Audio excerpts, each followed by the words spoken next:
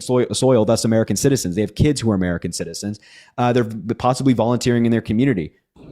Why would we deport them? That makes absolutely no sense. Well, let's think about this.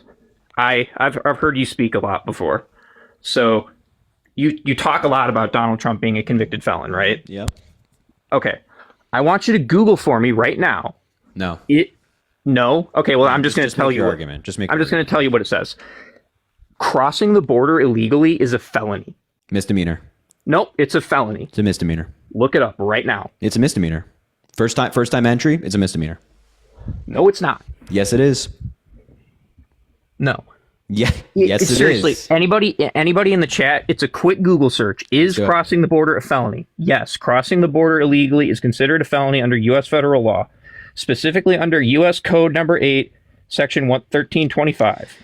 Yep. Yes, crossing the border illegally or unlawful entry is considered a misdemeanor under federal law, specifically 8 U.S.C. 1325, which means a first offense can result in a fine, up to 6 months in prison or both. However, repeated offenses, like I said, or reentry after deportation can be classified as felonies.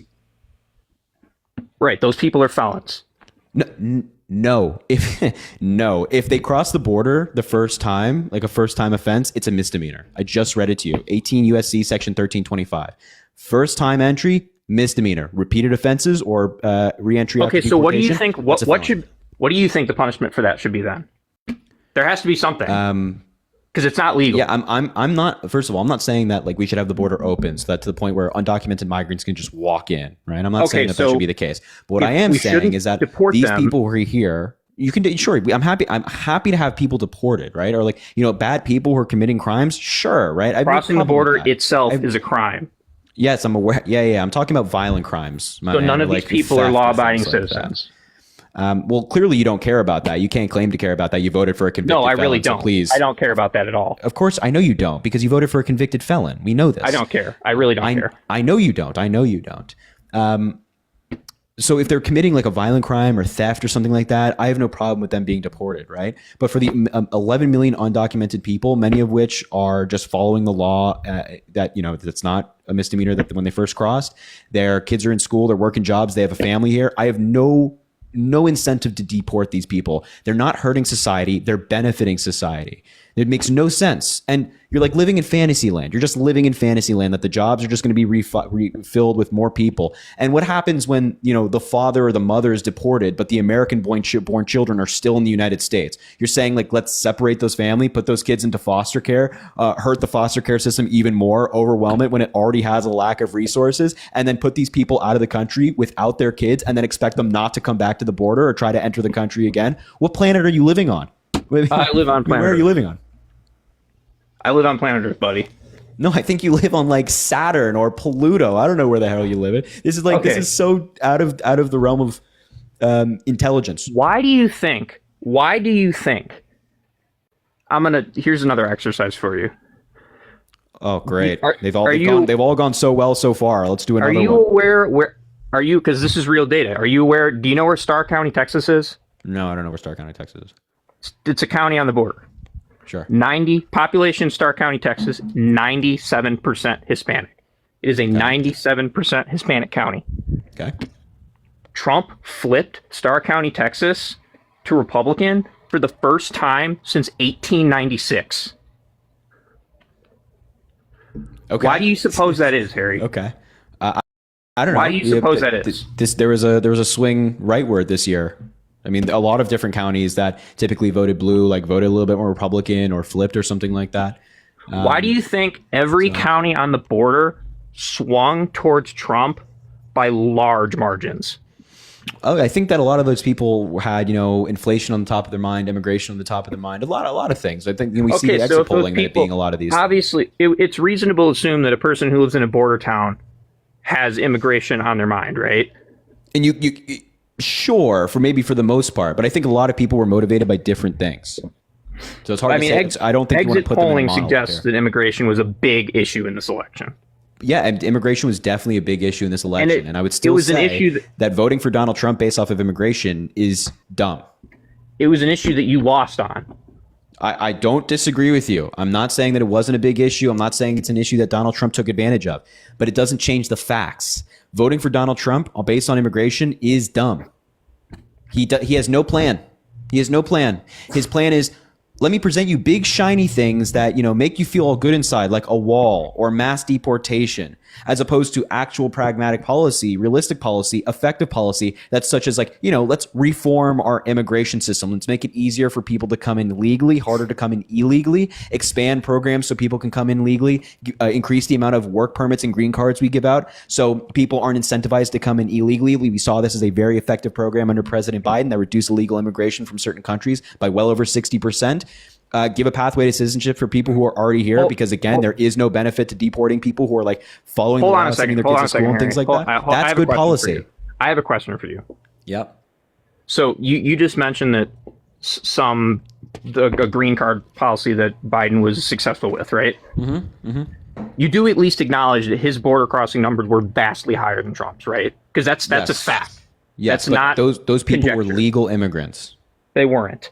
Yes, they were. If you're seeking asylum, which the overwhelming majority of people have been in the past couple of years, that what is do you coming think into an the country asylum seeker legally. is? Asylum. I mean, he'll have to go over the definitions. When you're seeking asylum, you're claiming you're being persecuted on a protected trait in your home nation. Now, the asylum system in the United States is very weak, so people can abuse it. They can say, "I'm seeking asylum. I'm fearing for my life." That's what I'm getting at. The threshold to come into the country is very low. That's what I'm getting. So people have, I'm sure you're getting at that. People have abused the system in the past couple of years. They're not walking across the border and they're undocumented. If they're coming in via asylum and they're granted a temporary stay, that is being here legally. They are a legal immigrant seeking asylum. Now, what Joe Biden and Kamala Harris tried to do is to raise the threshold for somebody who to get in on a temporary stay seeking asylum, make it harder for them to do that, raise the burden of proof. Republicans and Donald Trump killed that bill. Right, because we wanted a harsher one. Yeah, no, that's absolutely not what it was. They killed it for political benefit. You have Troy Nehls, Republican representative from Texas, saying, yeah, I won't work with Biden on an immigration bill because it's going to improve his poll numbers. Yeah, that's politics. Don't act like the Democrats play. I don't think we should be playing politics with the border. I don't think we should be playing politics with immigration. Here's the thing. It's certainly an issue that was at the top of the minds of the millions of American people, right?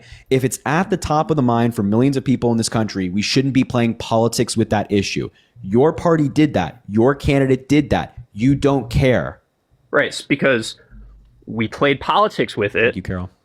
Which resulted in us winning the election. So now we get to do what we want. Hold on. Don't you think that making the country better and passing good policy is more important than playing politics?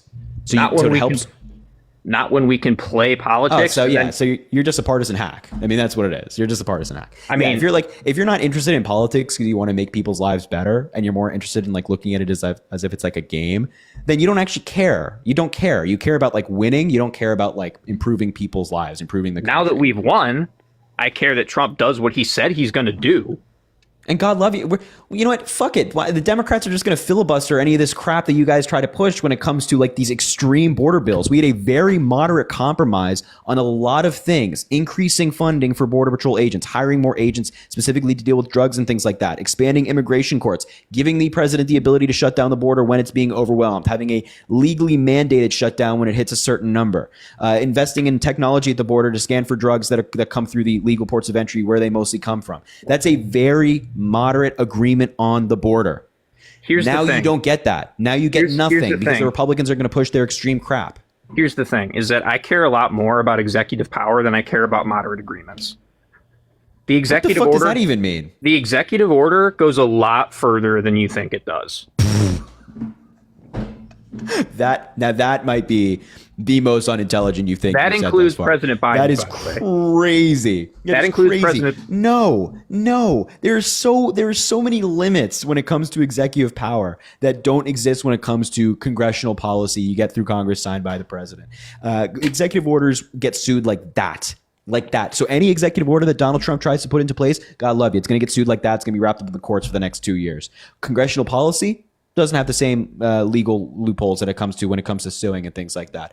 And courts historically are much more in favor of allowing the policy to play out as opposing to staying it, which happens a lot with executive orders. So I don't know what planet you're living on. Again, don't know where. I don't think you're on planet Earth where you think that executive order is more powerful. No, I don't think it's more powerful. I said it's very effective. The president's It orders. depends. It really depends.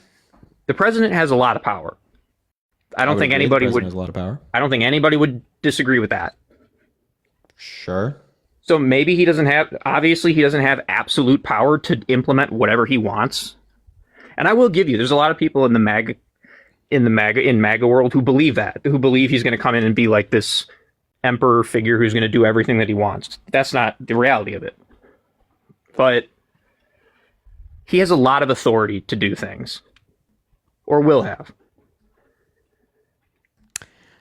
No, not really when it comes to immigration. I mean, it just not really. You really don't have that much authority. You can have like some authority. So President Biden has some authority when it comes to the border. That's why he signed an executive order capping asylum, even though that's wrapped up in courts and likely to get overturned because the president can't just do that, most likely. But no, you really just don't have that much authority as president. And it's mind blowing to me that you're so open about like, yeah, no, I didn't care that, this bipartisan agreement on immigration was sunk. I just care about like winning. It's everything wrong with our politics, right? We elect people to get the job done, right? We elect members of Congress to go to Congress and do the job, which is to legislate. Okay. So have you never? You don't do that. You elect them to go like play politics, which is what he's. Congress is broken, and you're part of the problem. Genuinely, I mean that. The executive branch has much more power than the legislative branch does. It wasn't intended to be that way, but over time, the executive has gained more and more and more power over the last 200 years. I totally agree that the executive has gained a lot of power over time as time has gone on. The executive has a lot of power when it comes to the military and like drone striking now. They have so much power, they don't even have to like notify Congress half the time. But when it comes to policy making, like getting something into law, or like controlling the purse, no, Congress has more authority than the president. No, but with foreign policy, which I guess the border is in a weird place on foreign policy because it's both foreign and domestic. But again, like if you think that Trump's not going to have a ton of power on the border, just with the ability to order the Department of Homeland Security to do things, which he's going to have the authority to do. Like, who is going to be in charge of the Department of Homeland Security? Yeah. Trump is going to have his nominee in there, whoever it might be. It's going to be us, not you. Yes, I'm very aware that that's how the presidency works. You guys will have Trump will have his DHS nominee, who I don't even know who the DHS nominee is. But yeah, he'll have his person in there. It doesn't change the law, right? We will still sue the shit out of you guys. When Trump was in office the first time, a bunch of his executive orders surrounding the border, like remain in Mexico, got sued to high heavens and was barely in effect by the end of his presidency. No, it wasn't being used. Family separation, all this stuff, sued. Ending DACA in 2017, which he tried to do, sued and blocked by the Supreme Court. So we're gonna, the courts are still there. Hopefully they maintain, but the courts are still there. So really, the president themselves doesn't have that much authority when it comes to the border. They can't just like say, hey, do this. And it's like, okay, well, sure, why not? Okay, so obviously we're going to be at an impasse. You're going to argue that whatever he does is going to get blocked, sued in court, whatever.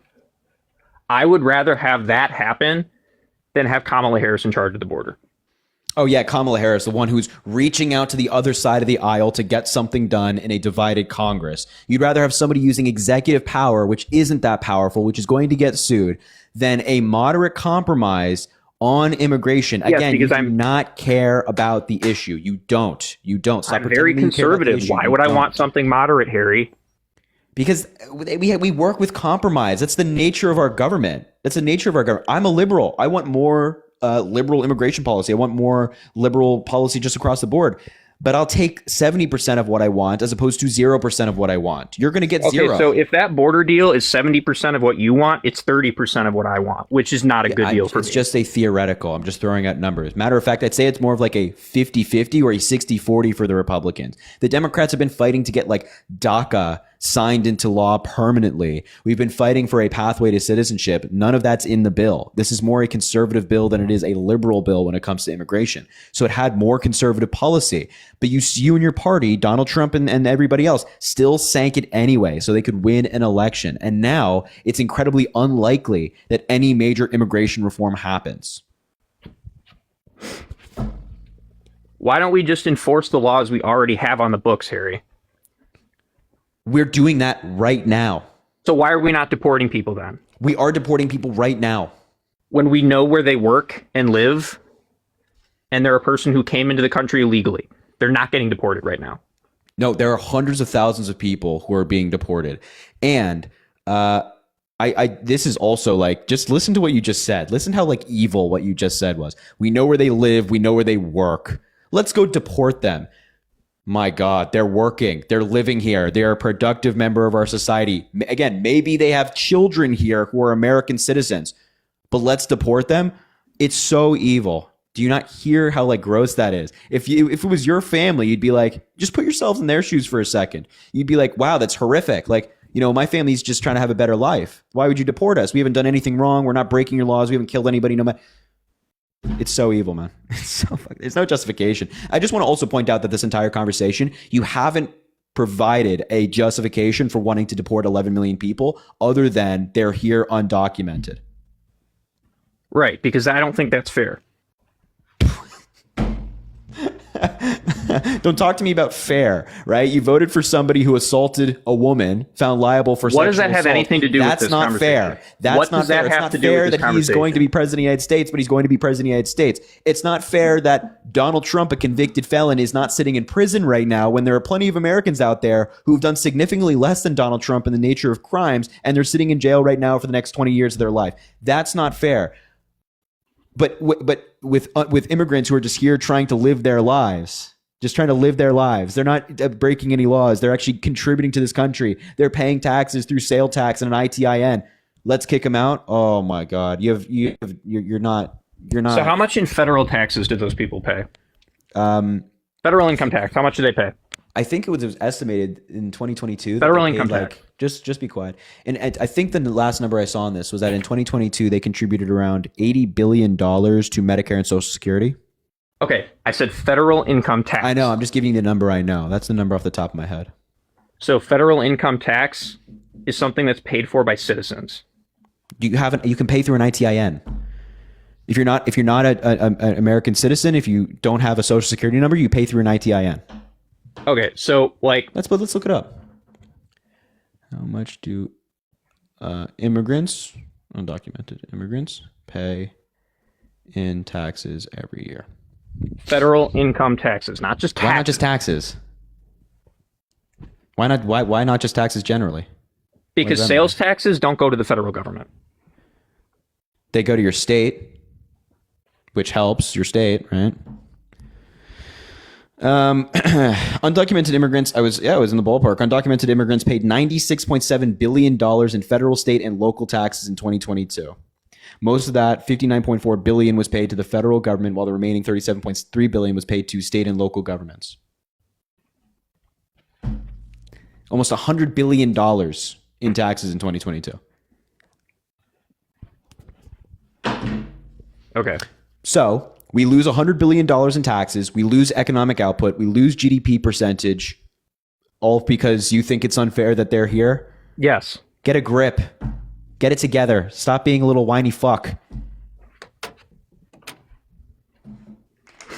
So you do understand that Trump was not coy about this policy on the campaign trail, right? Oh, I'm very aware. And we won. Yep. So when you win an election, you get to do what you campaigned on. That's how it works. Legal. If it's legal. Deporting people is perfectly legal. Yeah, I don't know. We'll see about this program, though. We'll see about this, this broad program. Because first of all, you're gonna have to get the money to do it. You can't just deportations are going to go up. Oh, I'm sure. You just got to get the money to do it. I don't know where he's going to get the money from. Maybe not. I don't know. We'll see. Donald Trump likes breaking the law very clearly. He likes just floating it. So we'll see if it actually is legal. But yes, to a degree, you get to do what you want to do, but you don't get to do everything. You don't get to just do whatever you want. No, you don't get to do everything because there are mitigating factors. We're going to have, you're going to have the house in 2 years. That's almost a foregone conclusion at this point. Maybe. I don't know. We'll see. I thought we'd have the house this year, but we don't. Yeah, but like, again, from a political science standpoint, Mike Johnson is not going to be able to protect a 3-seat majority in what's likely to be a favorable year for the Democratic Party. Yeah, I mean, Trump's ability to fuck things up is remarkable, quite frankly. He just does it all the time. No, it's more like sure, if you want to say that, but the midterm, the governing party has not made House gains in the midterm since 2002, and that was a post 9/11 rally around the flag effect. So history is obviously on your side in terms of getting the House back in 2026. Yeah, maybe, especially when people start to realize like how terrible Trump's policy is. So when like the prices of housing goes up, when the prices of all of vegetables and groceries at the store go up, when a variety of different industries are just like losing jobs, I think people are going to be pretty pissed off. And on top of that, we have tariffs, like 25% tariffs on Mexico, 25% on Canada, 10% extra on China, 100% on tariffs on BRICS countries, including one of our most valuable allies in Asia, India. Oh, people are going to be so pissed off. So I hope that the midterms are going to be good for the Democrats, because people are going to realize like Trump actually has no idea what he's doing. So it's going to be painful for the next couple of years. I also wanted to respond to a video that you made a couple of days ago. Is that okay? That's fine. Yeah. Do you remember the video that you made about when you said that like Republicans, MAGA, are like bad sore winners and we're outworking you? Yes. You remember that one? Yes, I do. Can you clarify exactly how exactly you're outworking us right now? Yeah, absolutely. I suppose it's more anecdotal, but from what I've seen, the conversations I'm having, people are like really motivated. A lot of the groups out there, a lot of the advocacy groups are really motivated. They're not as slumped as they were like the week after the election. They'd want to get back out there and like continue the fight. And you're already seeing this with advocacy on like Trump's administration appointments. Like Matt Gaetz failed. There was a huge effort there. Hegseth is on the ropes. We'll see if RFK Jr. even gets appointed. I hope that some Republican senators have a spine enough. Although I'm not holding.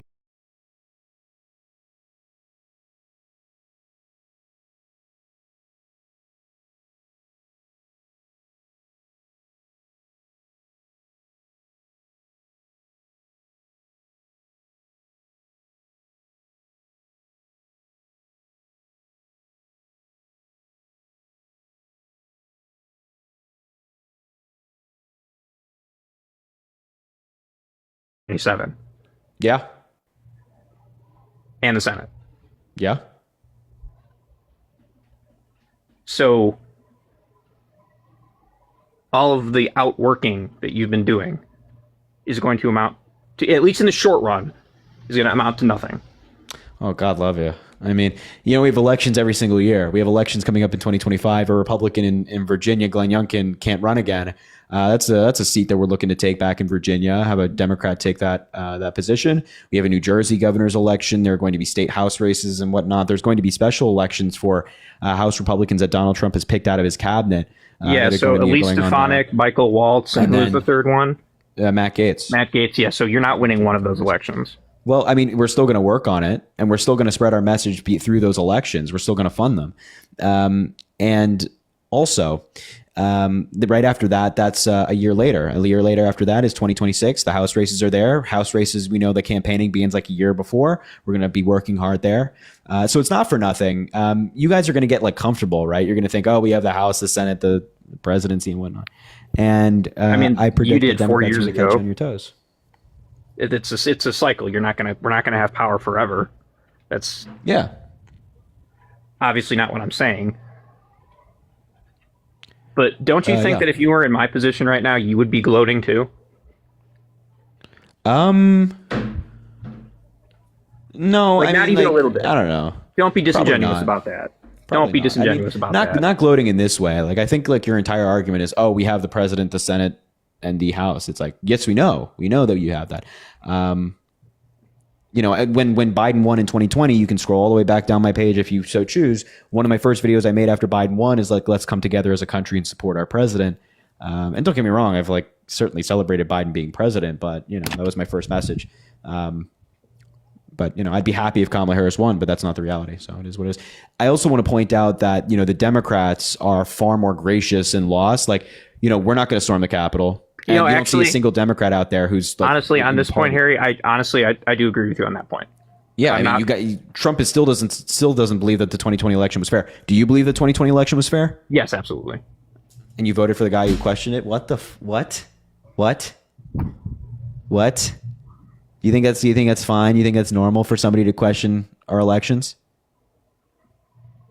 No, I don't. I think that, again, for all his personal flaws, I like what he says he's going to do more than I like what Kamala Harris said she was going to do. Period.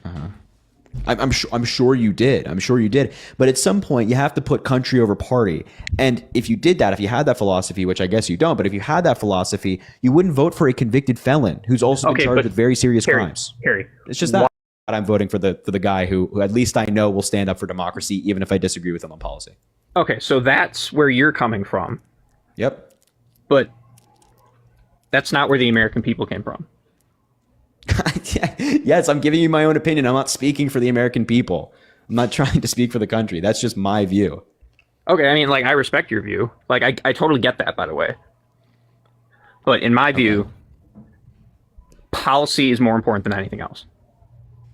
Okay, so policy that you might agree with, by the way, policy is vital, but policy that you might agree with on Donald Trump is more important than democracy and the law? To be perfectly honest with you, yes. You laugh. Laugh. What policy gets put into place if we don't have a democracy or the rule of law? We'll find out. Are you just openly admitting that Donald Trump's going to flaunt that shit? He's just going to pretend it doesn't exist? Flaunt what? Like you think he's going to end democracy? The law, no, I don't think he's going to end yes. democracy. No, he's not going to end democracy. He tried. He's not going to end democracy. He tried. He already tried. And failed. Does it? Okay. Yeah. No. That's a good logic. If somebody tries to unalive somebody, if somebody tries to take the life of somebody, oh no, they only tried. They're not going to try again, right? We all believe that they're not going to try again. Okay, but that's the thing is he doesn't need to try again because he won. Oh. What happens when 2029 comes around and maybe he doesn't feel like he wants to leave office and all the Republicans that's not going to happen, Harry. Oh, really? Hold on. In 2020, all the Republicans are saying, yeah, Trump's going to concede the election. No, he's going to leave. He's not going to try any of that stuff. And you know what, Harry? I'll make you a deal. If that happens, if JD Vance then runs and he doesn't like. Here's the thing. He doesn't do anything to help the Democrat this is just speculation and it's not productive. If that actually happens, I'll be with you, Harry. Seriously. No, you won't. No, you won't. Yes, I will. No, you won't. He did it once and you're not here. He already tried and you're not here. He tried to overturn an election he didn't win. He tried to overthrow the American government and you're not here. So please don't say, oh, well, if he does it again. Like if he actually does it, like if his second term expires and he decides he's not going to leave office, that's different than the thing he did last time. Oh, okay. So because he actually did leave voluntarily. He after all the bullshit, he still did leave. He still did leave the White House. It wasn't without violence. January 6th was violent. He was encouraging that. He was cheering them on, calling them patriots, right? Says that he wants to pardon all those people. So, please spare me. It's just because he lost and then tried to overturn an election and could run again theoretically doesn't make that any less worse than him like doing 2 terms and then saying, oh, I'm going to try again.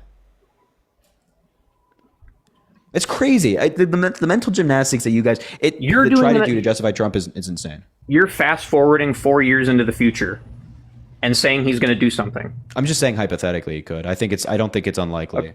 Okay, so I'm not going to deal in hypotheticals. I'm going to deal in the present.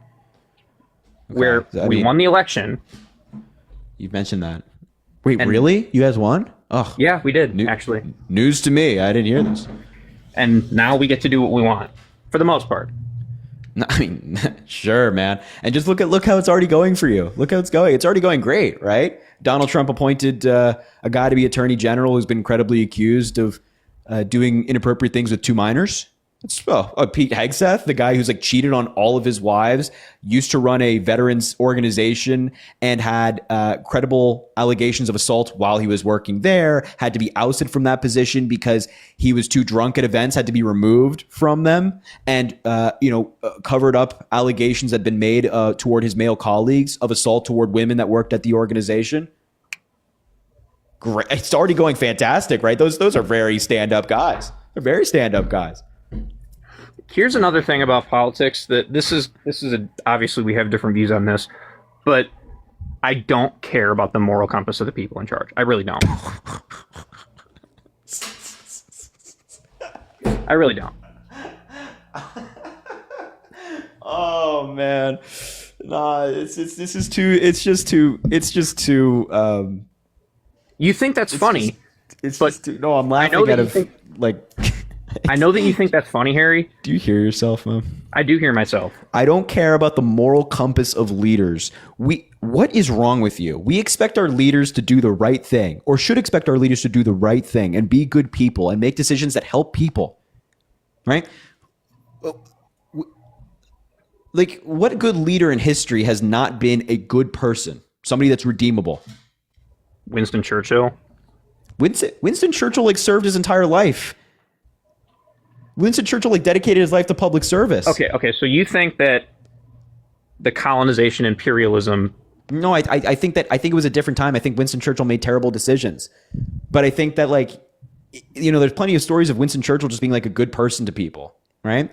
And I think like he had not to black he was people. Fighting. Hold on, when his major decision in like World War II was, I think, out of being a moral person, right? Winston Churchill made the decision to fight against Germany because he saw what Germany was doing. He could have just stood aside and entering World War II was at that time very unpopular in Great Britain, right? And he could have been, I'm going to side with what, people say, so I stay a popular prime minister, I'll be all great. But he didn't. He stood up for what was right and fought against Germany and, was redeemed in that sense. Yeah, I mean, did you know that Joe Biden was really good friends with Strom Thurmond? Did you know that? A man that was raised in the KKK and then, an avid segregationist. No, actually, I'm thinking about what was that guy's name? I'm thinking about somebody else. I'm thinking about somebody else. No, he wasn't good friends with him. He was, because he wrote a very, very Burr. That's who I'm thinking of. Yeah.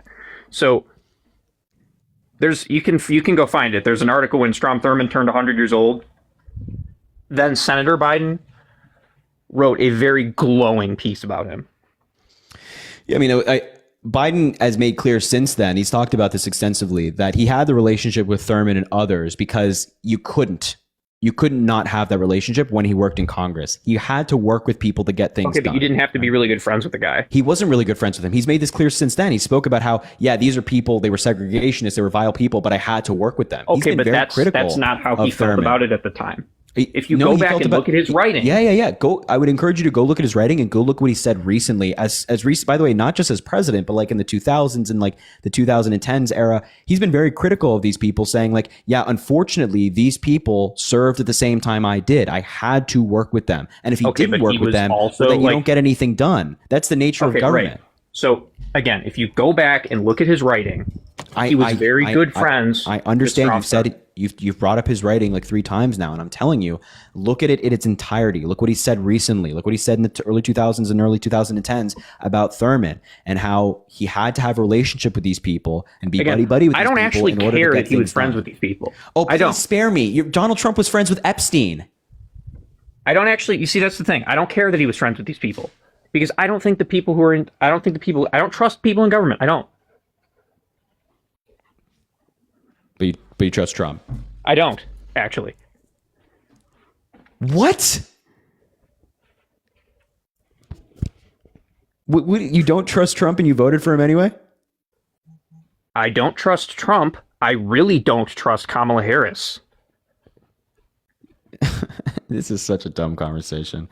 Like, genuinely, and I don't know if I mean this in a disrespectful way or a respectful way. You probably do. because I think I mean it in a disrespectful way. This mentality, the mentality you have, is truly like everything wrong with politics right now, right? Everything wrong with politics. You don't care about morals. You don't look at the big picture. You just care about winning and like being able to do what you want to do or whoever you voted for wants to do, as opposed to like what's actually good for people. And that's just wrong. That's just not what's right. That's not how American politics should operate. And if that's how you think politics should operate, then God love you. I hope you never serve in government. I think I have a very cynical view of how American politics has functioned. No, I couldn't tell. It's almost like you're rooting for like a government that doesn't work. I mean, that's what it is. You're rooting for a government that doesn't work. And, unfortunately, the government has to work. And I mean that sarcastically, unfortunately. The government has to work. If you want to compete against like enemies abroad, like Iran and China and Russia, those people get things done because they don't live in a democracy, right? They just kind of do whatever they want to do without having to work with the other side. We as a democracy kind of got to work with the other side to get things done. And you sitting here and saying, well, I don't want to get this immigration bill done because it helps us to play politics and I want to win. It's just like a gift to like our enemies. It's a gift to our adversaries. It's crazy. It's just crazy. Okay. So are you saying that the Democrats don't play politics with things? They've never played politics with things. No, I'm not saying that both sides haven't played politics. The Democrats have absolutely played politics. I'd like but to if ask I'm looking at this race, I'd like to ask you this question. Okay. What is your current position on the filibuster?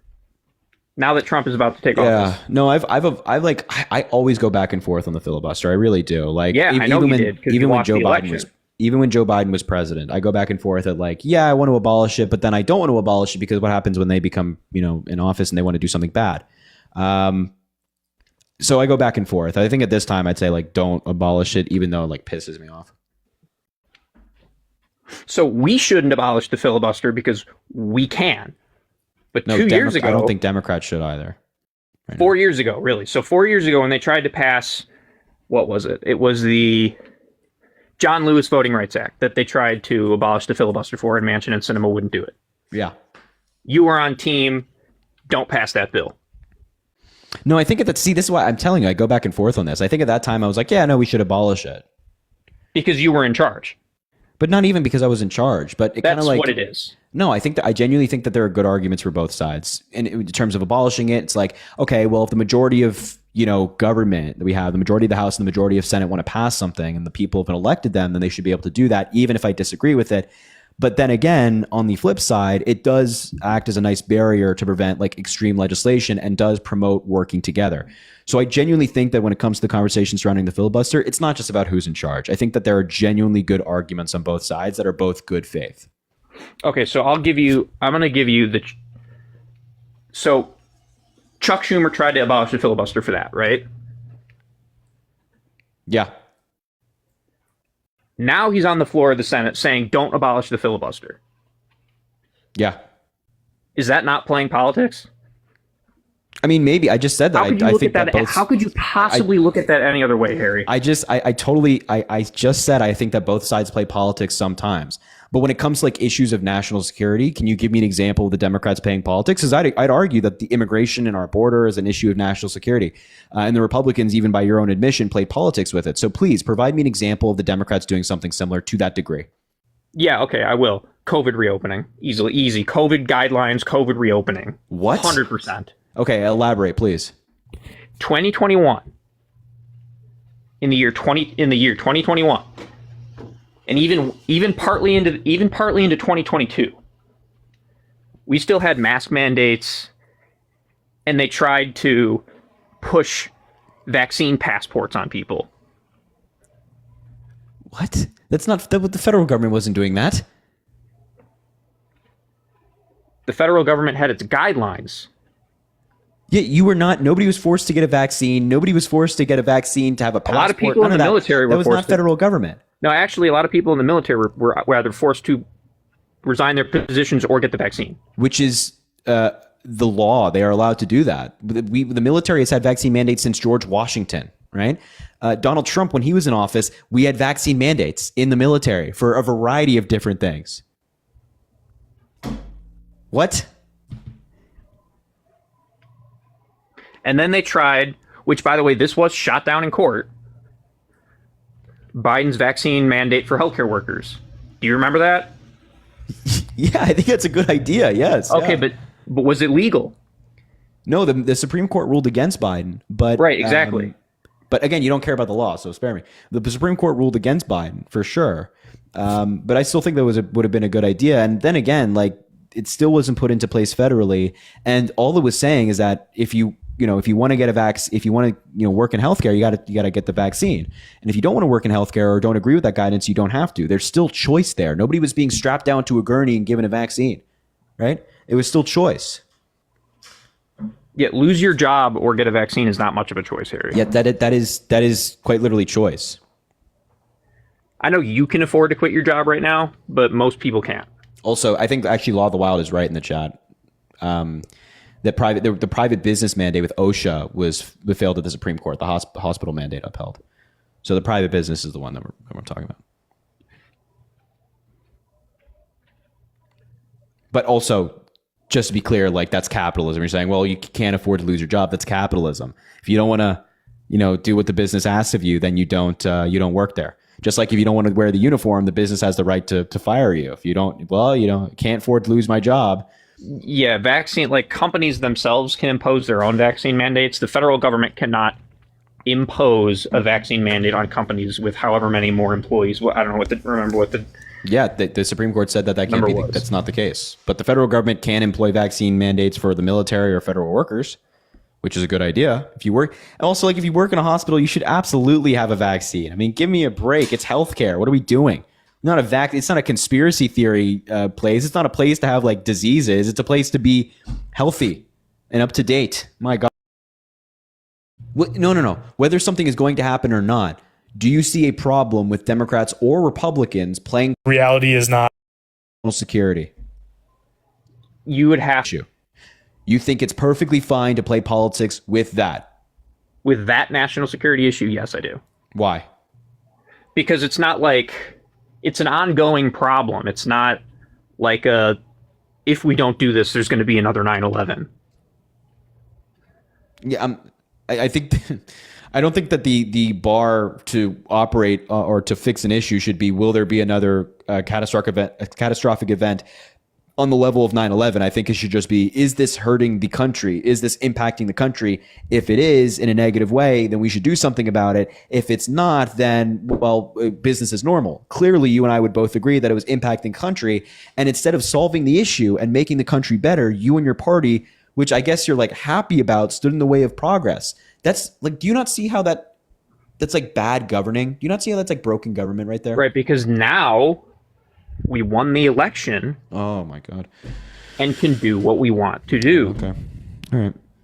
That doesn't answer the question, but sure. If that's the view you want to have, if that's the way you think American government, American politics should operate, that, well, we can't solve it because it might help our opponents, then, okay, you do you, man. I think that's, everything wrong with the country, but all right, you do you. I had another thing I wanted to ask you about. All right, make just one last quick thing because people are very unhappy with you. So, but yeah. Okay. Can you talk about you remember the panel you were on with Cenk Uygur and Alan Wickman? Yes. With the one that, like, blew up and went viral? Yeah, I do. The point that Cenk was trying to make, not the, like, him waving the keys in front of the camera. Yeah. Because I think it might surprise you that I actually really do like Cenk Uygur. I disagree with everything that he says, but I think he's a principled person. Okay. When he was talking about how the Democrats are blaming the voters for this election, for the election result. Yeah. How do you feel about that? It's kind of like a broad question. Like, do I think we should blame the voters? No. But do I think that people have a responsibility, or do I think that people should be held accountable for their votes? Yes. Held accountable for, in what way? Meaning that, like, if you voted for Donald Trump, you're going to hold me accountable for that? Yeah. I mean, I'm not saying me, but I'm saying that, like, you should be held accountable for your vote in whatever way, people around you choose. So if your family, for example, if you have like liberal family members and they want to hold you accountable for your vote by like cutting you off, I think that's perfectly fine. If they want to cut you off for voting for somebody that they find absolutely abhorrent, I have no problem with that. I think that if you're a Trump supporter and you voted for Donald Trump and his presidency just completely goes off the rails and it turns terribly, I have no problem with telling you to your face that you were wrong and that you that's not what I'm saying. The country. That's not what I'm getting at. What I'm getting at is Democratic strategists who are saying, oh, well, look, it's all these people in uneducated red states that voted for Trump. Ha ha ha, you guys are stupid. I don't think anybody should say that. No, I don't think anybody should say that. Like, you've seen that circulated, right? The meme where it's like, oh, look, Harris won every county in Massachusetts and it's a highly educated state. And then Trump won every county. I have. Like, do you think that's productive? Well, no, I don't think it's productive, but there is like, there was some polling prior to the election and like after the election that the people that voted for Kamala Harris by 11 points consider themselves like paying attention to politics heavily, that they're far more invested in politics, whereas people that voted for Donald Trump, by a large margin, they consider themselves not invested in politics or they don't pay attention enough to politics. So I don't think it's unreasonable to say that I probably shouldn't say that. Never mind. I'm not going to say it. Not going to say it. But no, I don't think it's productive. I don't think that means productive. Just go ahead, Harry. No. I'm not going to say it. Go ahead. Come on. I can take it. No, I'm not going to say it. You're not going to say it? Nope. I'm not going to say it. Okay. Yeah, so do you think that, like you said, you don't think it's productive, right? Yeah. Because you do, like, back even 10 years ago, the Democratic Party had a strong working class voter base. Yeah. Which you now don't have. Yeah. I mean, yes and no. You lost. I'm aware that the Democrats lost. We have the courage to say that yes, we lost, but I don't think that voting group is now like permanently Republican. I think that nothing is permanent in politics. I know. And when I say permanent, I mean for like the next 20 years. I don't think that the voting class or the working class Americans are locked into the Republican Party. Go ahead. Working class voters are trending away from you, not towards you. The same way that I don't think that trend is the same way that college educated suburban whites are trending away from us and towards you. Yes. Yeah, I don't think that trend is going to last. I think that the Democrats are going to reform our message and we're going to be better in 26 and 28. Because at the end of the day, our policies benefit these folks more. Trump is trying to give a wealthy tax cut, trying to help the billionaires and millionaires. The Democrats, in Biden's entire presidency, all of our policy has been focused on helping the working class. Kamala Harris's policy was focused on helping the working class. So I think we'll get those people back and we'll move from there. Patricia, thanks for the subscription. But anyway, I will wrap up the conversation there just because. Okay, yeah, sorry. See, thanks for having me, Harry. Yeah, no problem. You can come up again in the future if you'd like. All right. I probably think I got everything off my chest, so you're good. We're good. Okay, man. All right, appreciate it. Have a good night. Yo, Jana, thanks for the $10. Kick this guy. I can't anymore. Yeah, I appreciate that, Jana. Corey, thanks for the $20 to not bring up Liam as a guest. Please spare me the frustration as he watches on. I didn't even know he was here. So you have better vision than I. Jennifer, thank you for the $25. This guest is insulting your intelligence. Please move on to a more productive debate. It's a brick wall and gross. Keep up the good fight. Jennifer, I appreciate you. Thank you. Lily, thanks for the $1 for being hot. Sorry, I couldn't send more. Lily, I appreciate you. You're amazing.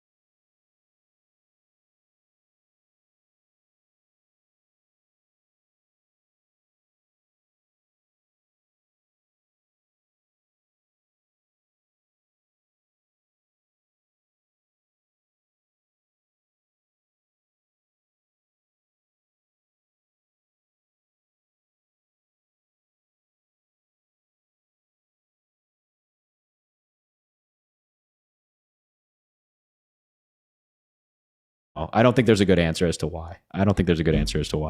Molly, thanks for the $1. Harry, you look hot today. I hope you're doing well. Also, did you see my DM yet? No, Molly. You have to give me your DM, your username again so I can find it. Dessa, thanks for the $2. Not much is showing love. Again, Dessa, you just being here, I appreciate you. Sasha, thanks for the $25 saying Giving Tuesday. What a great day. I love Giving Tuesday. I appreciate you, Sasha. Thanks for the $25. And Cooper, thanks for the Galaxy. Aaron, thanks for the $1. Just a tiny token of appreciation from a public school teacher who's still in the trenches helping kids the best I can. I so appreciate your wit, intelligence, relentless patience. Keep up the good work. Fight for democracy. Well, Aaron, as I've made clear on this live before, you know I love teachers. So not only am I going to send you your $1 back, I'm going to send you more because you're a teacher and you do amazing work. So please let me know that you got this. And we love teachers.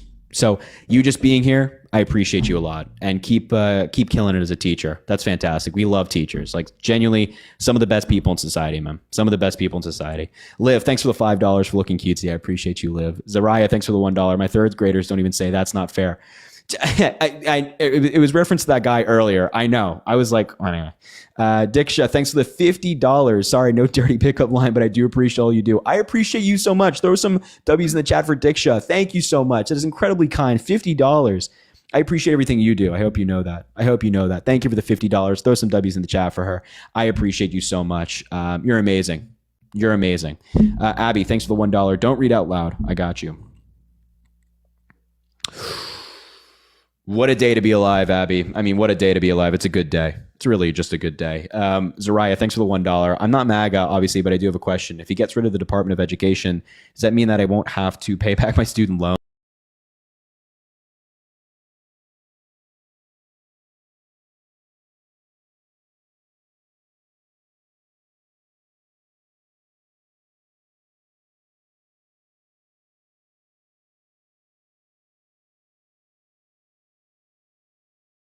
I'm so sorry to hear that. I hope you're doing okay. I hope you have a great night. If I bow out early, Killer, I appreciate you so much. Thank you. You're very kind. Sophia, thanks for the $10. I love you, Harry. You inspire me every day. I hope you're having a good day. Sophia, I love you back. I appreciate you. Thank you for being here. You're amazing. I hope you know that. You're amazing. Zoe, thanks for the $2. Planned Parenthood is having all donations from today match for Giving Tuesday. If you want to shout that out. Zoe, do you hear that? What Zoe just said? First of all, if you're MAGA, let me know in the chat, I'll bring you up, but you know the drill. But do you hear what Zoe just said? Planned Parenthood is having all donations from today match for Giving Tuesday. If you want to shout that out, I think that's where people should put their money, man. I think we should donate to Planned Parenthood instead. That sounds like a great cause. Matched. I'd go to Planned Parenthood right now. It's what, just like PlannedParenthood.com or something like that. What is it? Planned Parenthood. Yeah. Oh, it's Planned.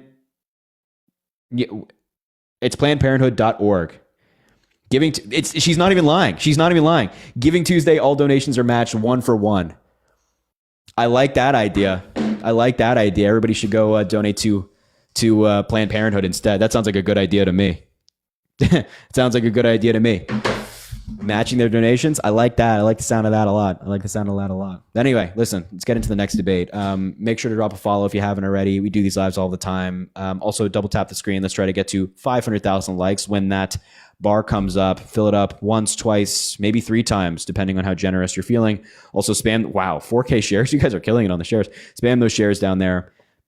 And Venmo Cash App in the link in the bio if you want to support the live, but also PlannedParenthood.org, matching donations.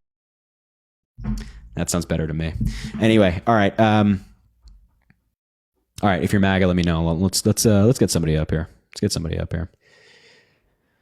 What do we got?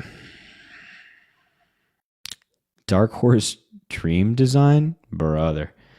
Let's get this person up here. They said that they're MAGA. What a disaster. Hello. Hi, can you hear me? Yeah, the audio is not. Do you have like headphones in or something? Yeah. Maybe take those out if you would be so kind.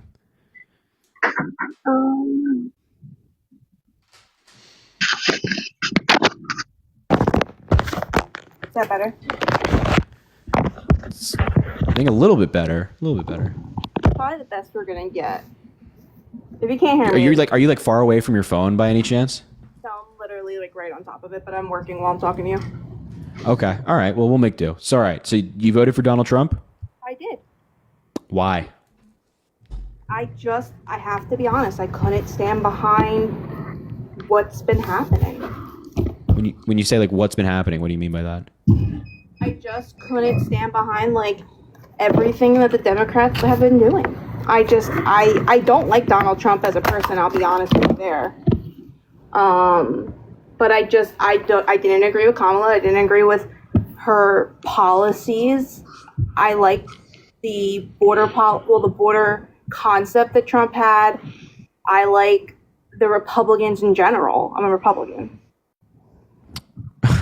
So, like, what policies did Donald Trump put forward that you really liked? Or you can answer one of two questions, or both if you like. What policies did Donald Trump put forward that you really liked, or what policies did Kamala Harris put forward that you really didn't like? I didn't agree with her new homeowner policy, if you want me to be honest with that one. When I read more into it, I didn't like the lines behind it. I don't like the way they were going with asylum. Like, I think that we need to get everything under control for Americans before we allow more people and support more people to come into the country. And mind you, I say this married to someone who is Italian. He lived in Italy like his whole life until he came here. And did he come here legally, I assume? Yeah, you said yes? Yeah, he's a legal citizen. Okay. So what Kamala Harris and Tim Walz wanted to do with immigration specifically asylum, was make it harder for people to seek asylum. And that was like one of their main policies because the asylum system has been abused.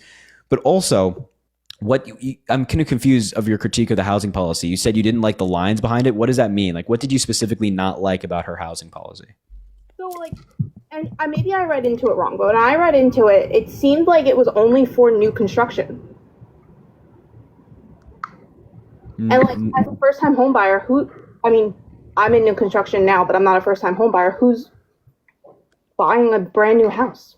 No, it wasn't just for new construction. There was two main parts, I should say. There was obviously a lot more, but two main parts of Kamala Harris's housing policy, which is one, she wanted to work with developers and contractors to build 3 million new houses in her first 4 years, because the solution to the high housing costs is building more houses. There's just a lack of supply right now. And if we increase that supply, which meets demand, prices will equal out, right? Or maybe even go down in some areas. And then the other part of her policy was giving $25,000 in down payment assistance to first-time home buyers. But that didn't just apply to newly built homes. That was just first-time home buyers who are buying a home, and they qualify by specifically being more low income or paying their rent on time for 2 years straight and things like that.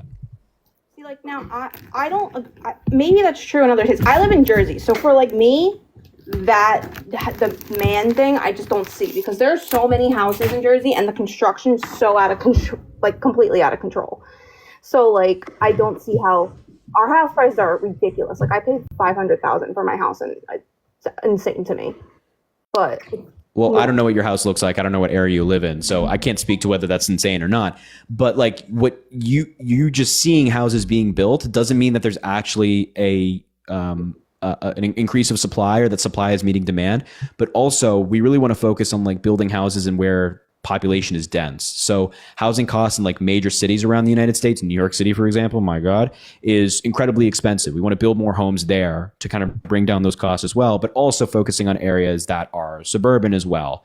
We're not really focusing on like the Hollywood Hills. We're focusing on like middle class, hardworking neighborhoods and things like that, to bring those prices down. But that's what Kamala Harris is doing. Donald Trump, on the other hand, doesn't have a housing policy. Yeah, inflation's like the other thing, which I know it's not controlled by the president, but it's hard to feel like it's not. I know it's not. It's hard. I think I just had such things are so hard right now. I had such a bad taste in my mouth for the current administration, which she's on. And I'm just being honest with you. Like, maybe I was an uneducated voter, but I did vote for Trump, and that was why. Like, you asked truthfully why I voted for him, and that's really it. No, I understand. Like, I don't think that you being upset about the economic conditions is like, you're not unjustified for being upset about that. But you just hit it right on the head that like Kamala Harris and Joe Biden don't control that. If Donald Trump were president right now, or he'd been president the past 4 years, inflation would have been the exact same. Yeah. It would have gone up, it would have spiked, and things would have become more expensive. Your gas prices would have gone up because, it had everything to do with the pandemic as well. So point is, it's like, in my view, I understand you voted for Donald Trump, you're more conservative, but we shouldn't be voting based on emotion. You should be voting on like, okay, I understand this to not be the case, even though my heart is trying to put it on somebody. I'm trying to blame it on somebody just because that's like human nature. But you gotta the country's more important, right? I gotta put my emotion aside and vote for the competent person, not who's telling me everything I want to hear. Yeah, I mean, I'll tell you the other truth too. I hate my governor. My governor's Democratic. Phil Murphy's great. He's not great. He's a terrible person. Are you kidding me? What's wrong with Phil Murphy? Everything. Have you ever met him? I've never met Phil Murphy. He's just a horrible person. I hate him. But I do agree with you. I did genuinely like the other governor. What the hell is his name? Chris Christie. Okay. All right. Respectfully, Chris Christie was a shitty governor of New Jersey. You can't not like Phil Murphy, but like Chris Christie as governor of New Jersey. I think Chris Christie was super effective in the courtroom. He was a great prosecutor. Governor, I genuinely like him as a governor, and I've lived in the state my whole life. But that's just my feelings on it. I hate Murphy. Murphy's terrible. His policies during COVID were horrendous. When he speaks, it just makes my blood boil. Everyone, and I have to be honest with you, that's a genuine consensus among them. Okay, so let me just get this straight. Phil Murphy, who's the governor of your state, pisses you off when he speaks, but Donald Trump, assaulting women and committing crimes and committing business fraud, doesn't piss you off. I mean, give me what? I don't agree with Donald Trump doing any of that stuff, but I just, again, I just don't like. I didn't like. Come on, I didn't. I don't know. You asked, okay. I came up, I threw it up there. Okay, all right. I genuinely enjoy listening to you because you're truly a really nice person, and I do appreciate that. Well, I appreciate your support. I appreciate you watching, even if we disagree. And yeah. I'm sorry that things are tough right now. I hope things get better for you, all right? I appreciate it. I definitely disagree with a lot of your thoughts, but as a person, you're definitely super cool, and I love listening to you. So keep it going. Well, hey, I appreciate it. Have a good shift at work, all right? Regardless, again, I appreciate you watching, even if we disagree, all right? Have a good night. All right. Thank you. You too. See, here's the thing. I think that she was actually very nice, right? She's very nice. She has her opinions, but she was very nice. I think that right there is the type of person that we just missed this election. You know what I'm saying? I feel like the Democrats, we couldn't get through. We couldn't get through. And I think, you know what I mean? I don't know. Maybe people disagree with me. Bria, thanks for the $1. Hi, I'm heavily considering going to NYU for grad school. Would you be able to respond to my DM on TikTok to answer some questions? Yeah, I can certainly help. I'm not in their grad school, and it depends on your grad school you're going to, but I can help whatever way I can. Jessica, thanks for the $5. Hey, I just wanted your thoughts on a quick concept. The idea that Trump's tariffs did work during his first time oil production. I was just hoping you could explain, either completely debunk me or explain the disconnect between tariffs and prices going up for MAGA. What are your thoughts on a quick comment? The idea that Trump's tariffs did work during his first term oil production. I'm not really understanding what you're asking me. The idea that Trump's tariffs did work during his first term. I was just hoping you could Trump's tariffs worked in his first term in the idea that they raise prices. That's what the goal of tariffs is. They raise prices on things. And I don't recall any tariffs on oil. We were still importing oil from a bunch of countries under Donald Trump. So they worked in what they're intended to do. Tariffs are intended to raise prices, but did they work in terms of helping the American people? No, it screwed over farmers, specifically soybean farmers. They couldn't sell their products abroad, and then we had to bail them out. Billions upon billions of dollars had to bail them out, by the way. Emma, thanks for the $20. Buying you dinner because I'm your first lady. My fantasy. Wow. Damn. Emma, I appreciate the $20. That's very kind. Thank you. Thank you. Caroline, thanks for the $11.11. Because 11 is my favorite number. Also, you don't have to read this out loud. I got you. Oh, I remember you. I remember you. Yes, I do, Caroline. I appreciate that. I remember you. Cameron, thanks for the $1. It really helped me, inspire me to get my voice out farther than just the internet. Being out one of the few liberals in West Virginia, it really is scary to do that. Now I can't look back. Also, the hoodie looks comfy. Want to share. This is my favorite hoodie. You've probably seen it before if you watch the lives. So, but that's amazing. I'm glad you're using your voice. It's important. It's very important. Amber, thanks for the $10 as well. Thanks for acknowledging Giving Tuesday. Very cool of you. When I'm your chief of staff, we will do big fundraisers. Harry for Press. Damn right. Damn right. And let me just reiterate that Planned Parenthood is doing, they're matching donations right now for Giving Tuesday. So, well, it is 12:07, so I don't know if they're doing it anymore. It still says they're doing it on their website. So go to Planned. Listen, if you were thinking about like donating on Venmo or Cash App, take that money, go to Planned Parenthood, have them match your donation instead. That's what I ask of you. All right. So I think they're still doing it. It still said it on their website. So keep that in mind. Caitlin, thanks for the $1. Thanks for all that you do. It means the world. I'm a nurse, and that last conversation about healthcare killed me. Oh, it's so painful, isn't it? It's so painful, Caitlin. I appreciate you, and thank you for being a nurse. You're doing good work. Jill, thanks for the $10. Hi, Harry. Wish me luck having surgery at 8 a.m. in the city. Listening to you takes my mind off of it. XOXO public educators need you. Jill, my God, good luck with your surgery. Please, tomorrow, let me know how it went. You can comment on the Venmo. Just let me know that it went well and that you're recovering well. But you're going to do great. You have nothing to worry about. You know, medical professionals are so good at what they do these days. You're going to do great. It's going to be just fine. I hope you know that. Maddie, thanks for the $1. Hi, Harry. I'm just wondering what your fidget bracelet says and where did you get it? This one says, "We fight, we win," which is like, you know, the Kamala Harris motto during her election. This one says, "Emerge." And these were made for me at the DNC. So all the way back to Chicago. Megan, thanks for the $2. Don't read out loud. Oh my. Oh my God, Megan. I wish I could read this out. I wish I won't. Oh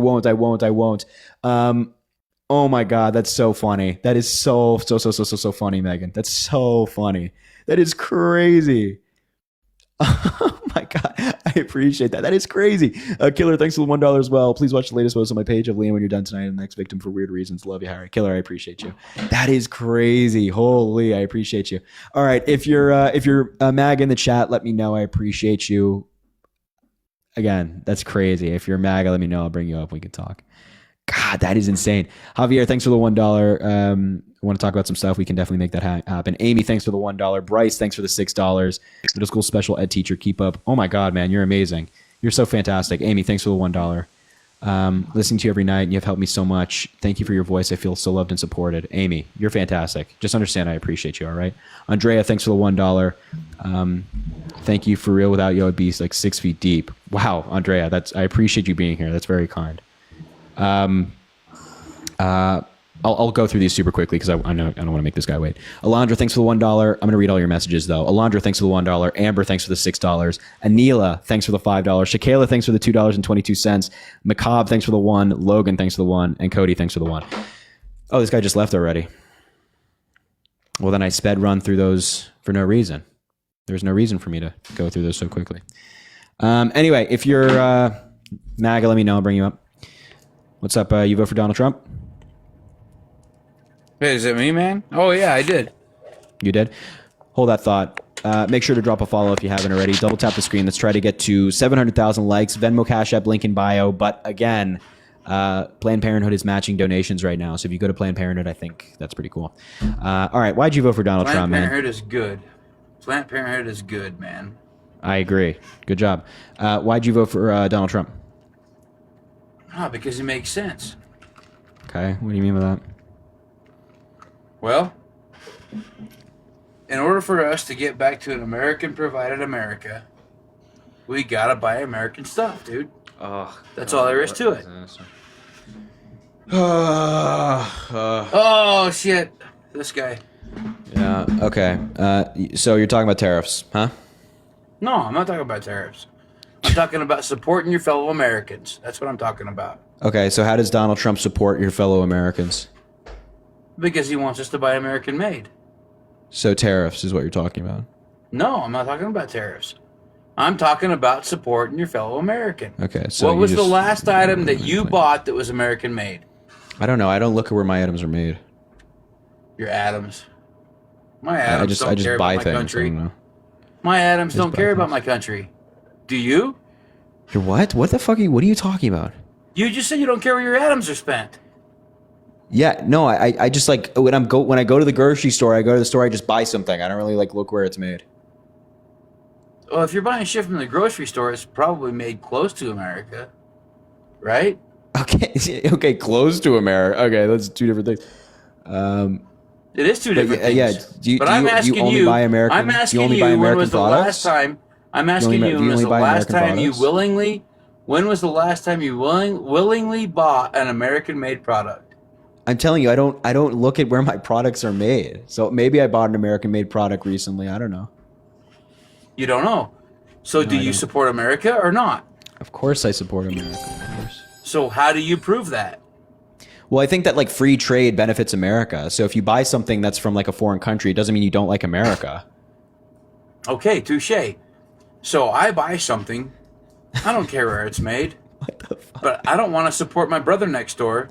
So it shouldn't matter where it's made. But I got a good deal on it. It was 25% cheaper than the American-made product. But if I start buying more American-made shit, is it going to cost less than foreign-made shit? Or should I continue to purchase foreign-made shit to support the other countries so they can make more money, so those places can invest their money in their military and say that their military is bigger than America's? What were you going to say? Why'd you pause when you said, what were you going to say? What was I going to say? Yeah, you paused. Don't trip on what I was going to say. Let's talk about you supporting America. Let's talk about that. Oh, what were you going to say? You paused before you said those, and then you paused, you held yourself, and then you said places. What were you going to say? Those places. No, you were going to say something else. I was gathering my thoughts. I was gathering my thoughts. No, you were going to say something else. You stopped yourself from saying, what were you going to say? You always change the subject, dude. I'm not changing the subject. This is literally on something you said. Let's talk about the border. You just changed the subject. You just changed the subject. What was I talking about before the border? You were just talking about supporting American-made products, and now you're talking about the border. Yes, and you can't answer my question. No, I was asking you one thing and then going to respond to what you just said in a second. Dude, you can't answer my question, dude. Was there a question at the end of that, or were you just trying to air out your grievances? No, I asked you a question from the get-go. And you asked me when was the last time I bought an American product, and I was like, I don't know where my products are made. I just buy things. I go to the grocery store, I buy an apple. I am clapping for you. I have no money for you, but I am clapping for you because you are a great entertainer, dude. A great entertainer. I don't even know what. I don't know if you're sober. I don't know what planet you're living on. When was the last time you willingly bought? I'm not sober. But when was the last time you willingly bought? How much have you had to drink tonight? About 6 beers. Oh yeah, I think that would classify for the legal limit of being intoxicated, buddy. If you can't drive a car, you can't debate. You can't. I don't know what is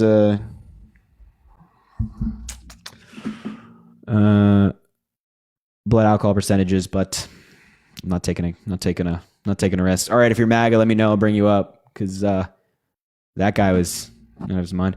Xavion, thanks for the $2. Don't read out loud.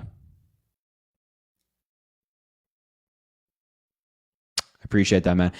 Make sure to drop your username in the Venmo so I can like easily, you know what I'm saying? Like, so I just because I can look through my DMs, it'll just, like it's filled with MAGA. So, Kalia, thanks for the $1. Thanks for keeping me educated so I was an informed voter. Keep being you. Well, keep being you. I appreciate you for being here and supporting. It means a lot. Katie, thanks for the $1. Hey, Harry, thanks for everything you do. Your lives are getting me through finals week right now, Katie.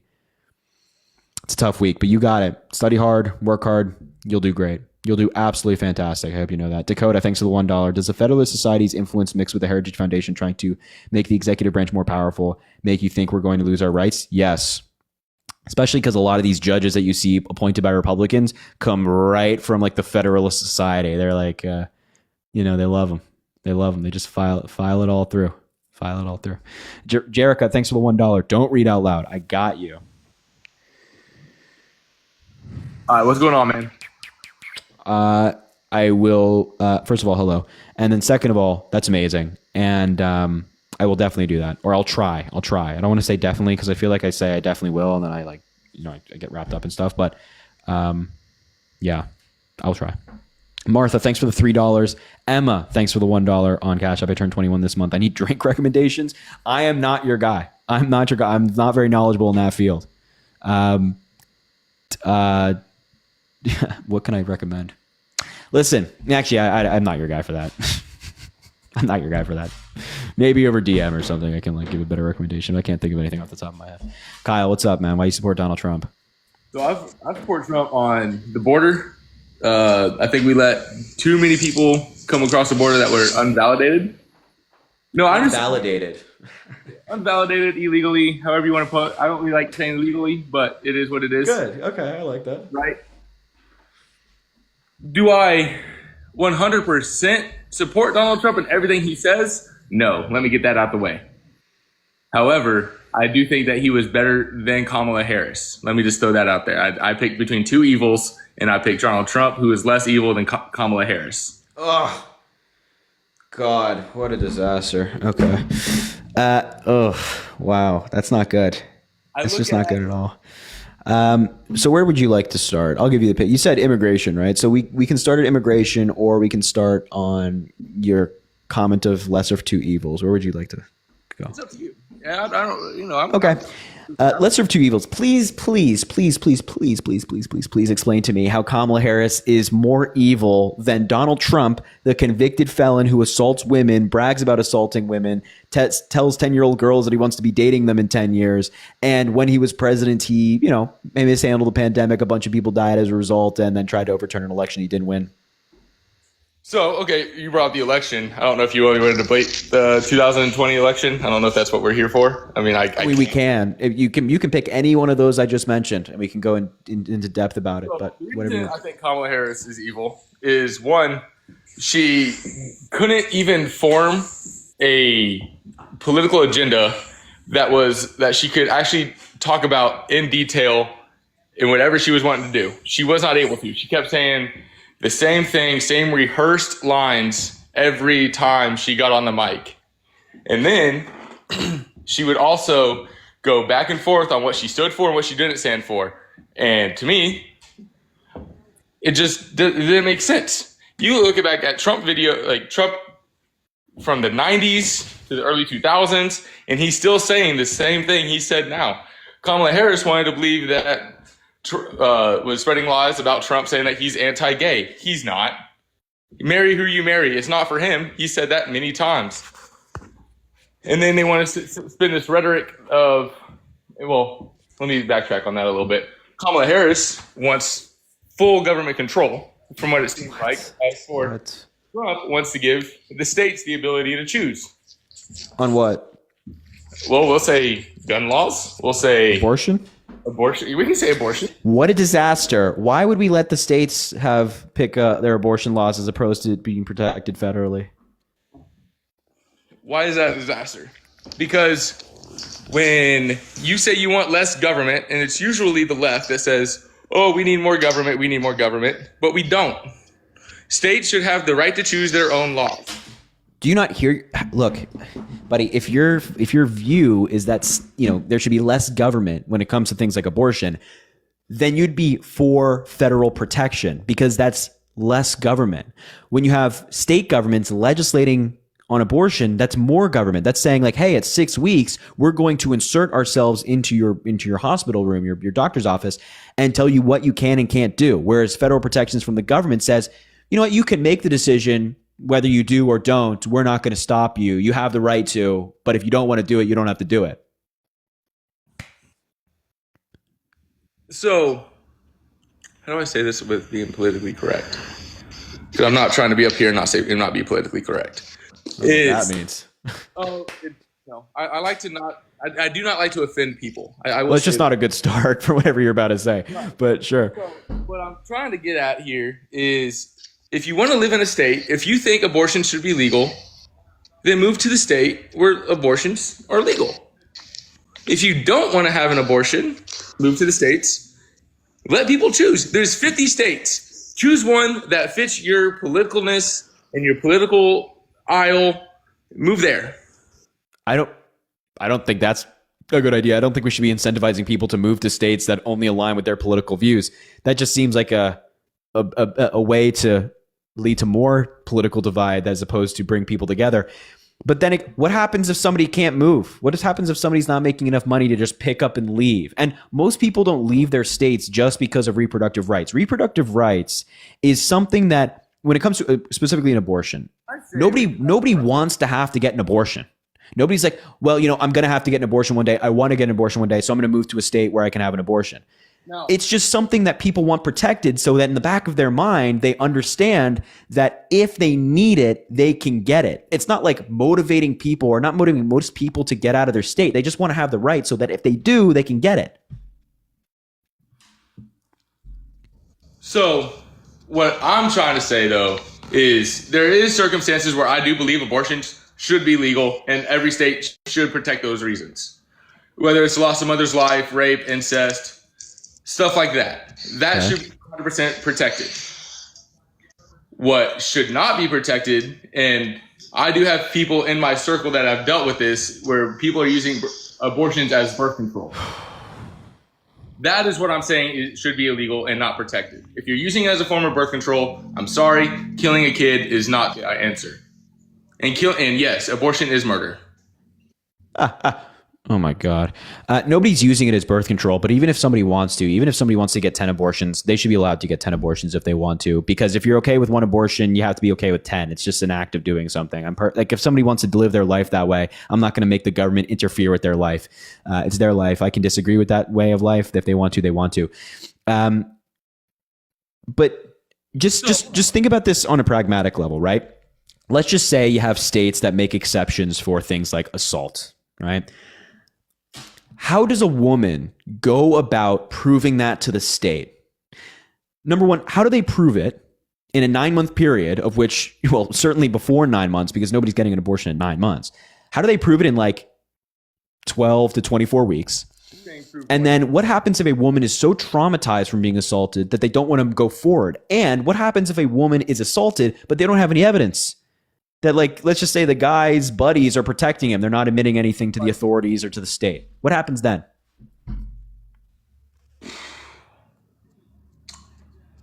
So, I do not have an answer for that one. The last question, like, if someone, like, I understand, like, especially, I don't want to put my business out on the line, so I'm not going to say that. No, don't put any personal business out there. I'm just saying that if that happens, these women in question who have been assaulted most likely will not get the care that they need. There's no real mechanism for women who have been assaulted to prove to the state that they qualify for the exception to the law.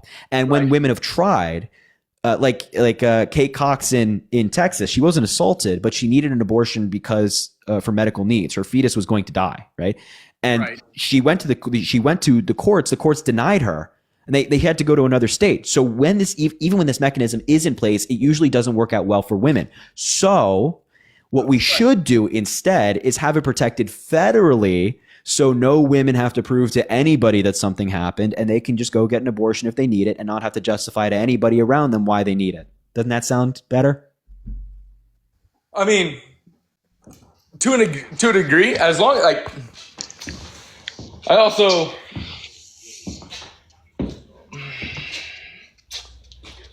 To a degree, I would say, but I still think it should be the state's laws. I mean, I'm not changing my opinion on that. Okay, why should a woman in New York have more rights than a woman in North Dakota?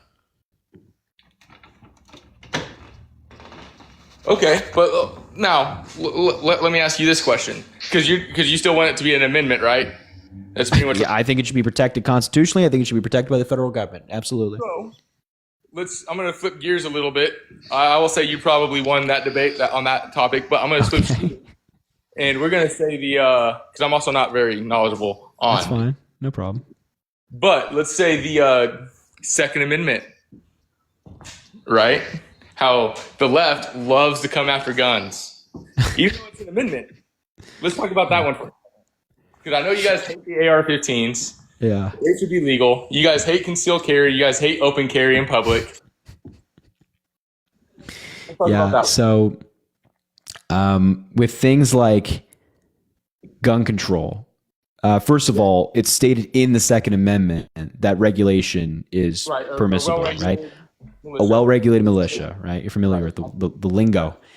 And courts historically have upheld that the Second Amendment is not absolute, that even Justice Antonin Scalia, who is one of the most conservative Supreme Court justices in modern American history, served up until very recently in terms of history, wrote in DC v. Heller that gun control is constitutional. Now, you can't like ban all guns, but it is constitutional to a degree. And courts have also upheld the state's right to regulate firearms as they so choose for their state.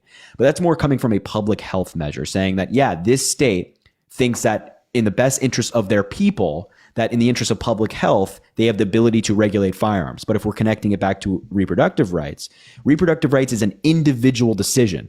Like a woman's choice to get an abortion in New York City does not affect a person's life in Buffalo, right? It's very individual. Whereas firearms and firearm use is not just individual. If historically, well, not just even historically, we see it every day that it affects thousands, tens of thousands, hundreds of thousands of people every single year. So that's a difference. Kansas. What was that? So me buying an AR-15 in Kansas would ultimately affect someone in California? No, that's why it's like on a state level, you can have that certain regulation. And from a state's perspective, saying like, yeah, this in terms of the people of my state's health, we believe that this regulation is justified. And courts have upheld that before. That, you know, a state is allowed with the idea of public health, with also falling within the parameters of the Constitution, and their own state's constitutions can regulate gun control or guns and ownership if they so choose. Bro, I'm sorry, but I had someone in the comments said, why do you need an AR-15? Because I want one. It's not because I need one. It's because I want one. Okay, I want a nuclear bomb. Do you think I should have a nuclear bomb? Okay, how are you going to compare an AR-15 that is still semi-automatic? I don't care what anyone says. It's semi-automatic. It's the same. And it's actually a smaller round than the 9mm. It's a longer, but it's a smaller round. I'm not comparing a AR-15 to a nuclear bomb. I'm comparing the logic of, oh, I just want this thing. Thus, just because I want it, I should have it. Like, just because you want an AR-15 doesn't mean that you should have an AR-15, right? That it will affect everyone around you in the country. Me owning an AR-15 would not affect anyone in the country. No, it absolutely could. What happens if, you know, somebody takes your AR-15 and then uses it on other people? That's what we're talking about. At least in terms of public health, it absolutely could. Again, remember, when you have a firearm in your house, you are significantly more likely to use that firearm on yourself or someone you know, as opposed to an intruder. So it definitely affects you. It affects the people around you. I mean, it's a weapon, right? It's a weapon. That goes into how much of a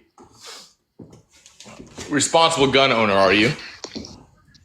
Yeah, and there's a lot of irresponsible gun owners out there. You hear stories all the time of little kids picking up, you know, their father's firearm, thinking it's a toy, and then something tragic happens, right? That happens all of the time. We also have some terrible stories of mass shootings in history where a person takes their father's firearm and then uses it on their family and then goes to the school and do something like that. And the gun owner should be, the father should be held responsible. Sure, I'm there with you. I'm totally happy with that. But what we could also do is regulate firearms to the point where this scenario from the get-go doesn't even happen. That kid can't even find an AR-15 to use because, well, it's not in circulation anymore. It doesn't get sold. Yeah, no. I'm not going to get rid of my AR-15s or my shotguns or my rifles because there's a bad apple. So the purpose of like a ban on AR-15s is not for you to have to give it up. It's just saying that they shouldn't be sold in the United States anymore. So if you own one, like you can keep it. But if you don't own one after a certain time, you can't buy it anymore. But why not? Like, why should you not be able to buy one? So AR-15s have been used in some of the worst mass shootings in American history. There's very clearly a pattern. It's the choice for some of these awful people to do awful things. And when we see that pattern and when we see a type of weapon being used, I think it's incumbent upon us as a society and as a government to regulate, to recognize this pattern and see, well, maybe there's something that needs to be solved here. And this doesn't just apply to the AR-15. I think that handguns and whatnot, handguns are primarily used in most shootings in the United States. Those should be regulated heavily as well. Not to the point, I think handguns, you know, there's obviously a constitutional argument there that you need to be able to defend yourselves, no problem. But you don't need an AR-15 to defend yourself, right? And public safety comes first in my mind. Right. understand public safety. However, I'm not saying you should be able to walk down the street legally carrying a AR-15 on your hip.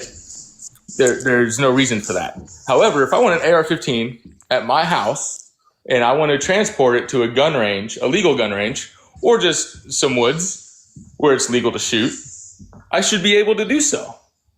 I'm not saying AR-15's a self-defense weapon. If I'm going to defend a burglar, I'm going to grab the shotgun and use birdshot. It's that simple. Okay. So there you go. Exactly. There's not even like a self-defense argument that you can make for it. And also the data is, very clear on this stuff. And that's what I think is the most compelling argument for you to say, oh, I want one. Well, everybody wants a lot of things, doesn't mean that they should do it. In countries where they have had firearms and then put in strict regulation, their mass shootings, their gun deaths, all of that collapsed dramatically. Examples that come to mind is like Australia. They had like a mass shooting in the 1990s, basically banned all guns. They've only had one or two since then, whereas the United States has one every single day, sometimes more than one every single day. So if the date, and also like in Great Britain, for example, people love to compare like their stabbings to our shootings. Even if you do that, their stabbings are less frequent, affect less people, and they're less deadly. So the data is clear on this, that when you have strong gun regulation, there's a safer society. And even if you're like, oh, I still want my firearms, well, there's a way we can go about that as well. You can look at Switzerland, which has really strong gun regulation, but it has the highest rate of gun ownership in the EU. It has like 8 million people, 2 million guns owned. But what they do is they have like, you can't carry it on the street. You can only have certain weapons. You have to be trained to use it. You can be rejected based off of a mental health evaluation, a purchase of a firearm. You can only shoot them at a fire range. That sounds good to me. I mean, there's laws you can put in place as to where you can shoot and how to obtain a gun. I'm still a firm believer on if I go to Cabela's or if I go to, back in the day, Walmart, or if I go to a Bass and Pro Shop or wherever you go to buy guns, you should have to take a proficiency test on how well you shoot the guns. You should get training on that gun before you're able just to buy the gun. Now, I'm not here to debate on what should be done or what not to own a gun. But for the AR-15, if you ban AR-15s, let's say there's an AR-15 ban, you can no longer buy AR-15s. There's still way more guns out there that shoot the same firing rate, or that it causes more damage. Right now, AR-15s are just the gun of choice because, a lot of people have them because they're fun to shoot. But if you take one away, there's going to be another. So that's why we have like across the board regulation. I'm not just saying we like take away the AR-15. Firearms that are similar to AR-15, and I'm not going to go down the entire list because that's like a 3,000 page list.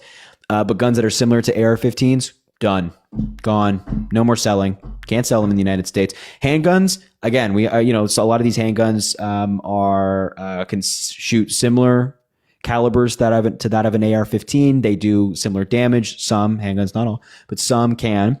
Those should be regulated as well.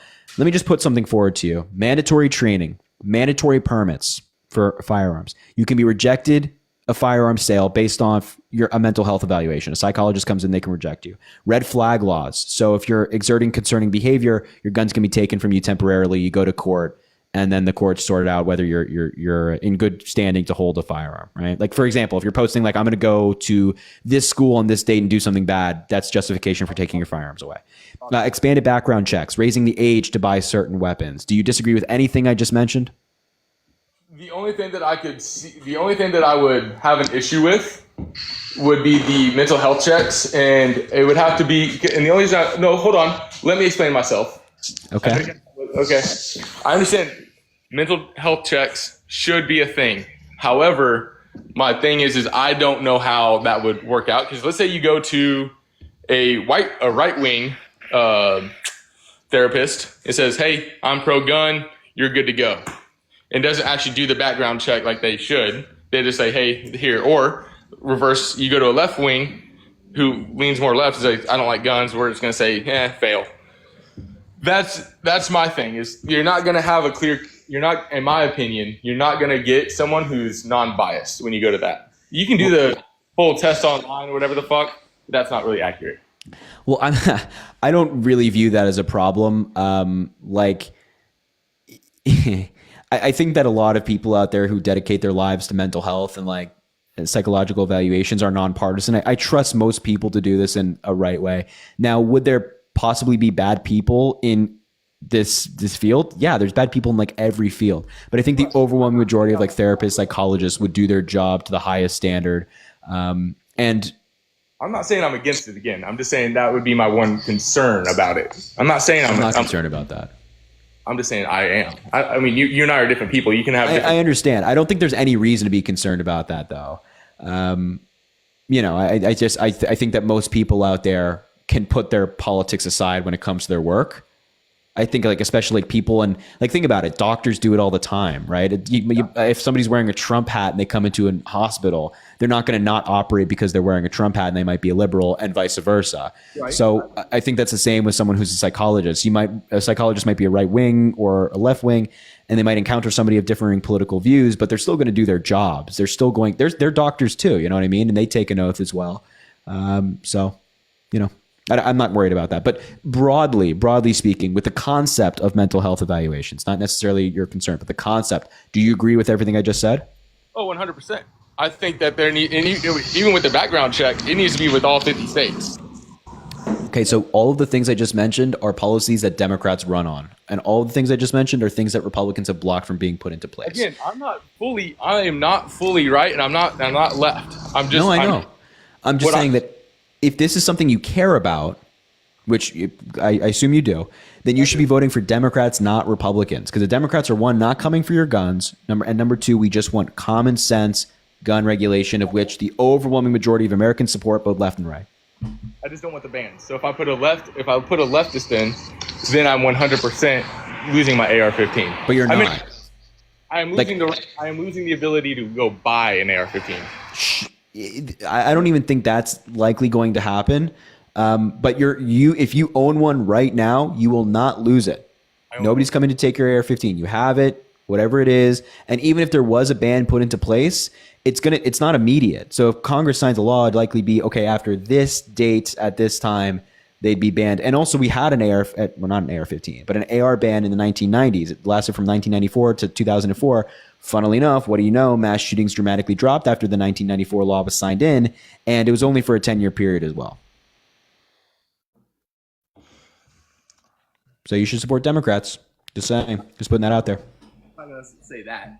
Because also, nowadays, and I'm not just going to say it's all because of illegals coming over the border. I'm not even going to get into that. But what I'm saying, though, is there is a huge illegal gun sale in America. So even if you ban the AR-15 from stores, you don't think so? No, here's why. The reason why there's a huge system of illegal gun sales in the country is because we produce so many, right? So these guns are legal at one point, then they become illegal guns because they're illegally transferred or something like that. If the production wasn't happening, these firearms wouldn't be in illegal circulation in the first place. You know what I mean? You can still make them. You can still. People have uppers and lowers all over. It's not hard to make them.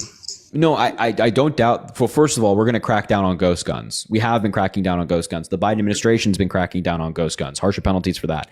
So if you make an illegal gun, anyway, you get the idea.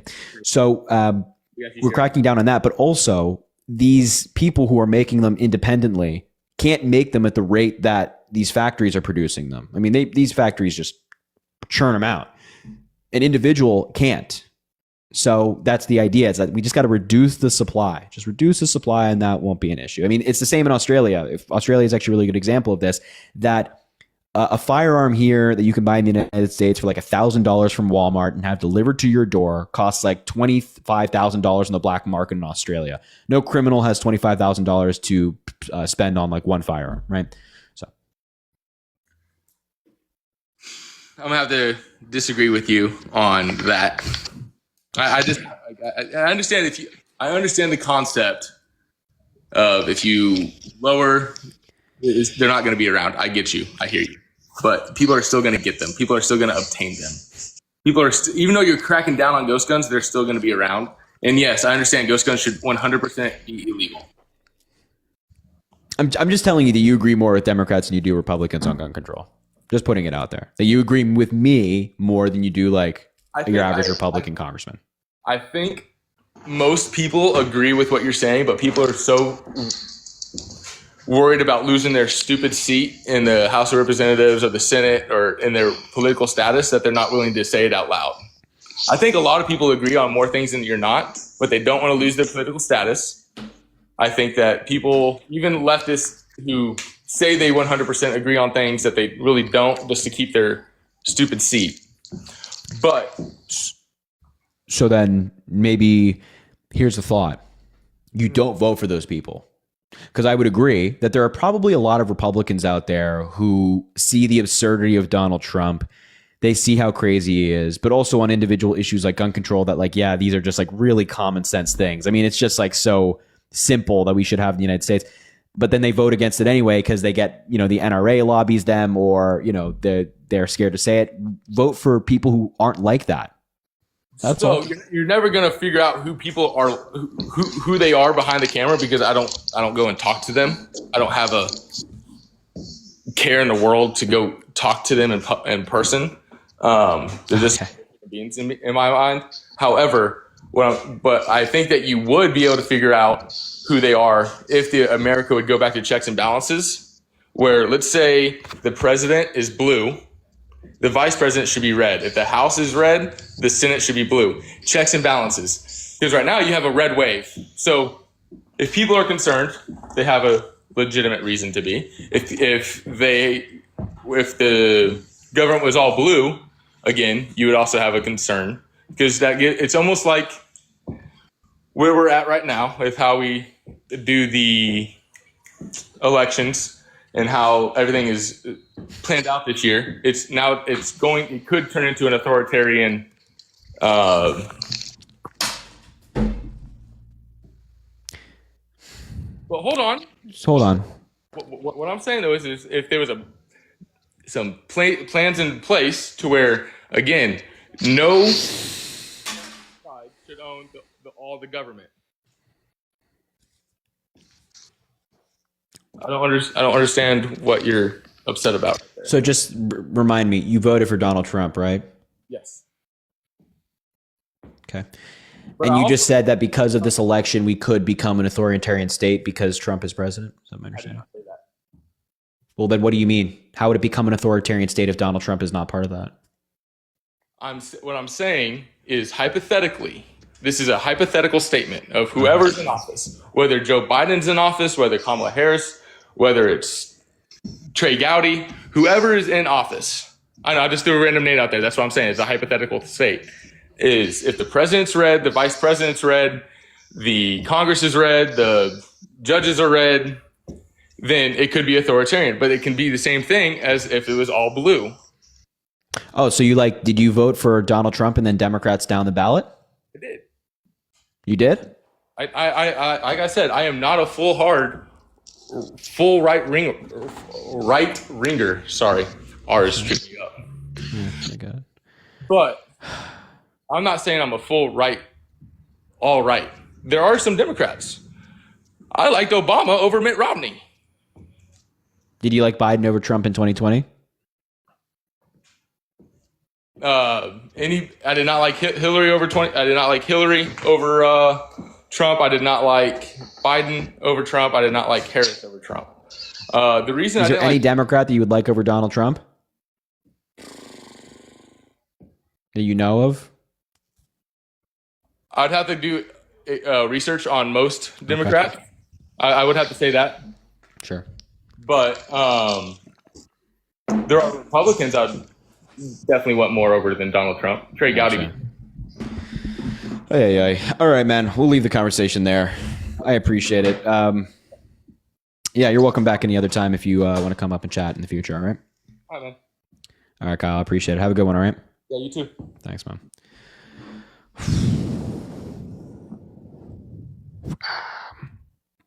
Sella, thanks for the $2. Please get on Santana's live. Liam is doing push-up contest. Tell Liam to come here. I want to do a push-up contest with this guy. He ran from me last time.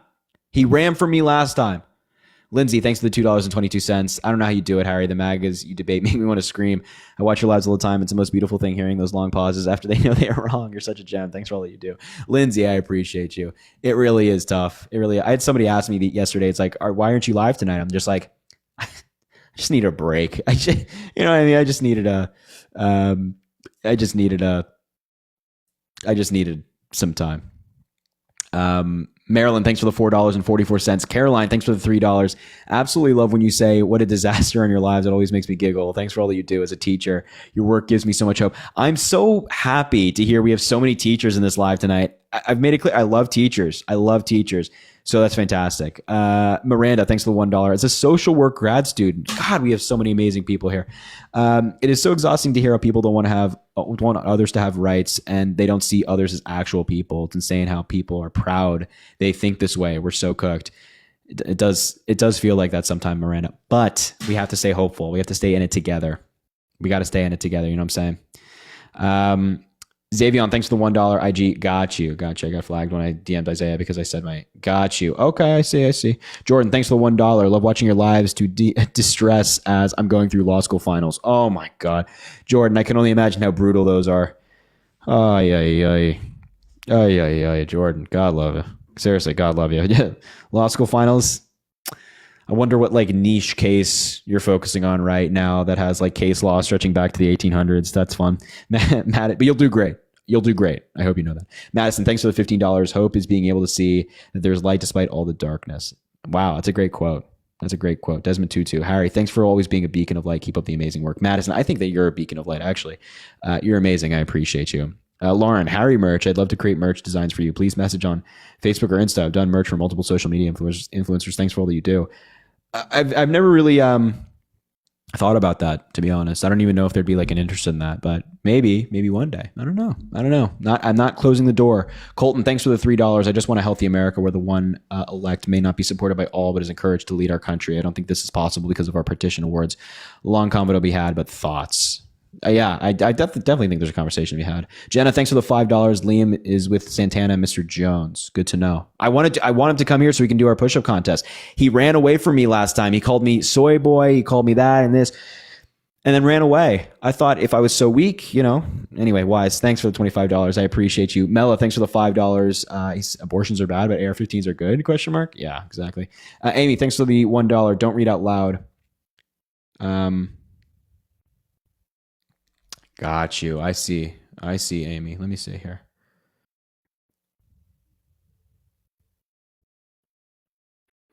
Got you, Amy. Yes, yes, I can do that. That works, I think.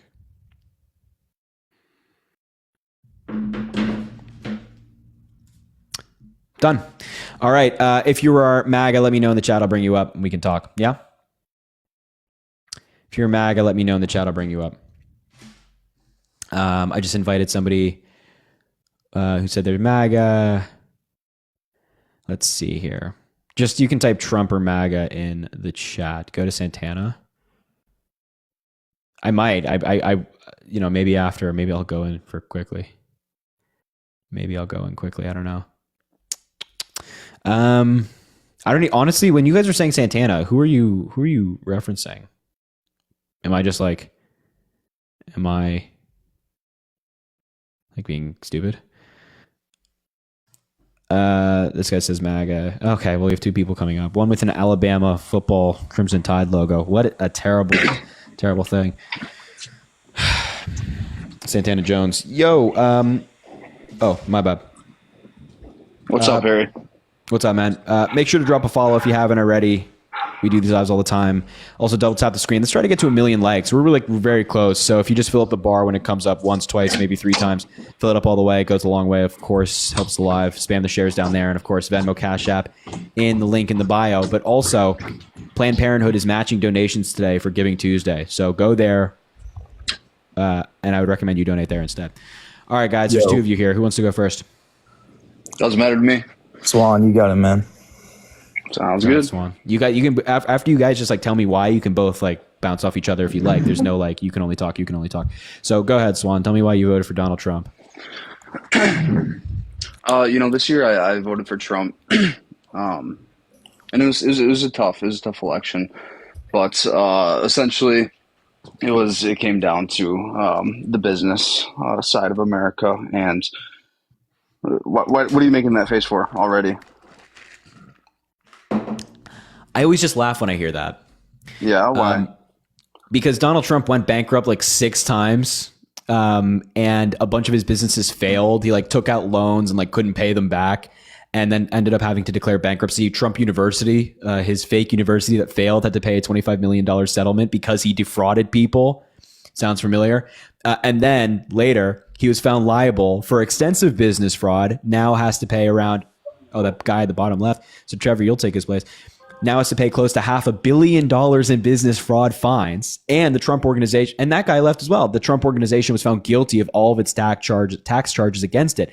So when someone tells me that Trump is just a good businessman, I'm like, I'm looking at his track record of breaking the law, and I'm like, I don't know if that means you're a good businessman. I think that just means you're a fraudster. Do you, I mean, and I'm not discrediting you at all when I say this, but do you know a lot about business? I mean, a lot of businessmen, like successful businessmen in America, go into debt and have multiple lawsuits against their endeavors. It's just kind of the name of the game when you make a name for yourself, especially like Trump does when he's, blatant and unapologetic, has that unapologetic personality the way he does. Like it's the name of the game. The things that he's done, I don't know enough about. I'm not saying they're good. And I'm not going to support the lawsuits that he does have against him when it comes to, mistreating the people that he employs and all the bad checks that he's written.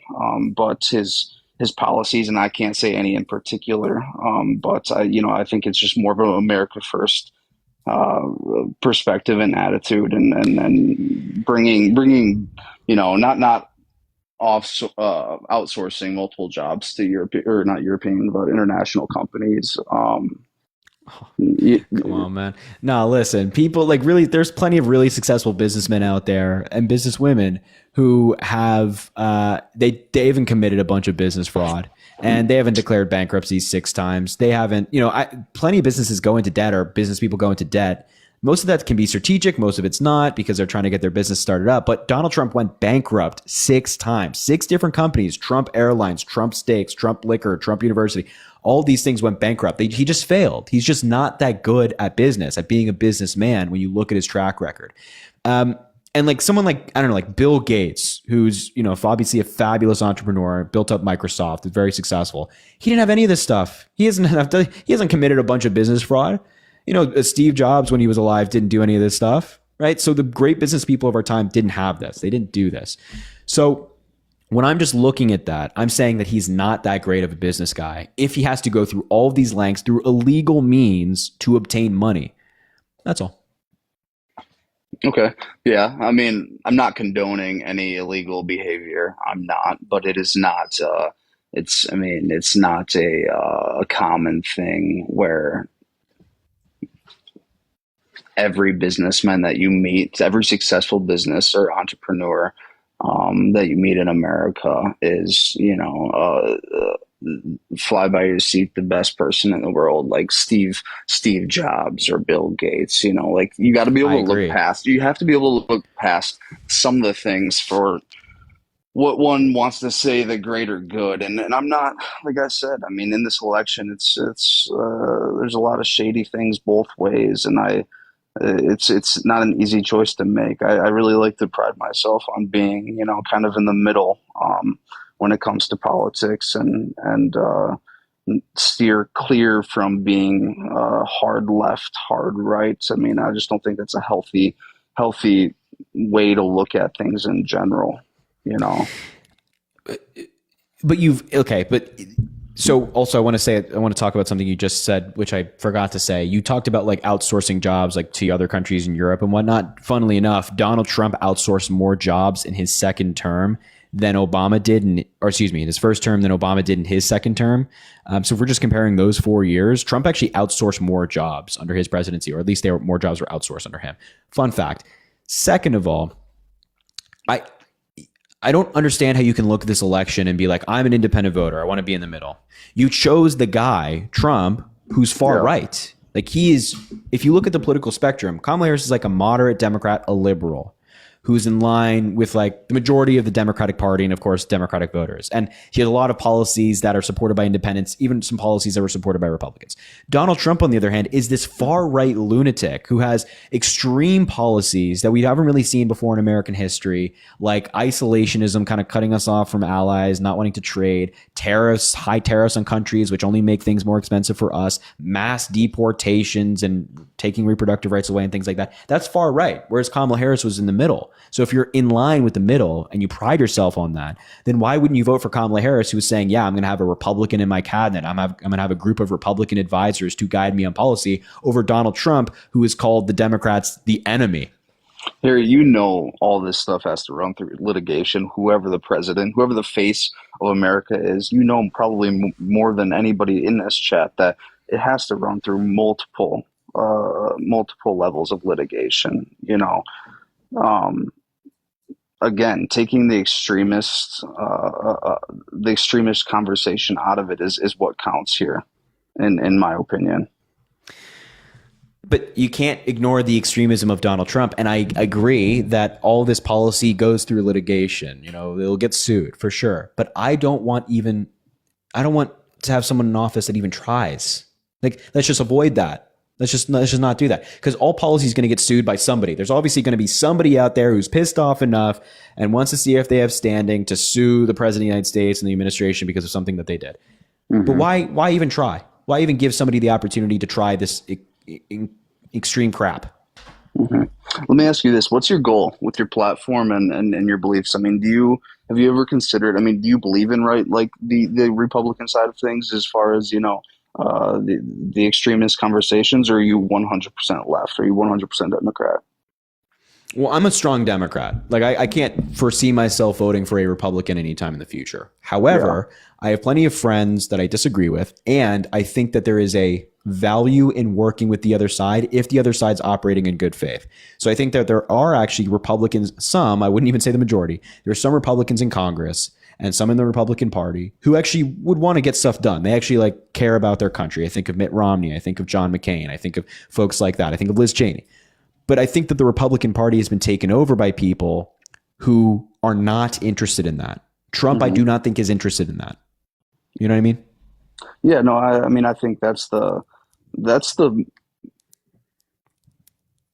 in a sense, no, not in a sense. Directly, that's the most important piece of politics, is the ability to be able to work together and actually reason on a professional level despite personal beliefs. And I think that's where, America falls short when, we can't have intellectual conversations about, the betterment of our country, and then find somewhere to meet in the middle. I really do. But then again, that's why I'm so confused why you voted for Donald Trump. I know that you're not married to a party, but Kamala Harris was endorsed by people like Liz Cheney. There was an entire group called Republicans for Harris who were jumping ship and endorsing her. There were, during her vice presidency, her and Joe Biden, 4 of the 7 pieces of major legislation they've passed has been with Republican votes. So obviously, I study this every day, so I know a lot of this stuff. Politics is what I do. So I understand that. Is this just did you know about this stuff before the election and you just still sided with Donald Trump, or is this stuff that you didn't know, or if you did know, it would have changed your vote? Speak to me about that. Yeah, for sure. I'll speak a bit on that.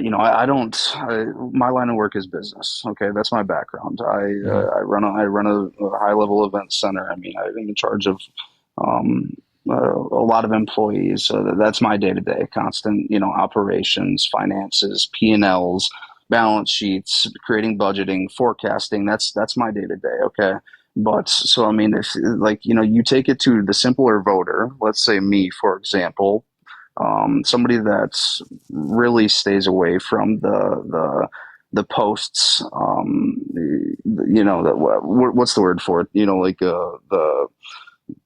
The headline posts that, you want to read and swing a simpler voter one way or another. I completely stay away from that, all that. So, you break it down simply, and maybe that is the difference maker with the way that the election turned out. But I feel again, with the Democratic nominee and a lot of the agendas, not agendas, a lot of things that they set forth. I think it rubs a certain type of people the wrong way. I feel like there's a shadiness on both sides, but for me, I just feel like there's a shadiness with the Democratic nominee and how everything went down with, obviously Biden. I think it was pretty prevalent. I hope that you can agree that, like towards the end of his term now, like, he's not 100%. He let's just say he's not at the top of his game right now. If it was Biden over Harris, would you have still voted for Donald Trump? Yeah, I would have. Okay. I thought Harris was a lot better choice than Biden. I think she has the ability to bring more people together and make reason with the things that she's running for, and communicate that better on a mass population level. But and just for the record, I actually do think that Biden is perfectly fit to serve. I know I guess that's like a hot take. I don't know why, but I would assume because you met the guy, right? Well, yeah, yeah, I mean, I met him. I talked to him like one-on-one, and it was like an interview. He didn't know the questions ahead of time. He had no like knowledge of it ahead of time. And I spoke to him off camera, and like I was not he was incredibly sharp, and he was like recounting a story about his family that goes back generations and how they like lived in Ireland and built some of the buildings in Center City, Dublin. It was like fascinating, right? So this is like, and I watch him like every day, and when he gives speeches, he's perfectly fine. But I think that the media has been plagued, and just like not media, I mean like social media has been plagued with like very selective clips of Joe Biden to make people think that his bad moments are him all the time, when in reality they're just that, they're bad moments. And he has great moments where he had an entire 1 hour press conference after the NATO summit, and he talked in depth about like foreign policy and stuff like that, certainly more sophisticated than Donald Trump ever could. So I don't know. I think Biden's perfectly fit to serve, but that's just me. Yeah, no, I mean, that's I mean, you had the experience, so you can that opinion is a strong one. But at the same time, you know that it goes both ways. Like if you don't look into it deeper, I mean, it's the same thing with Trump or whichever person of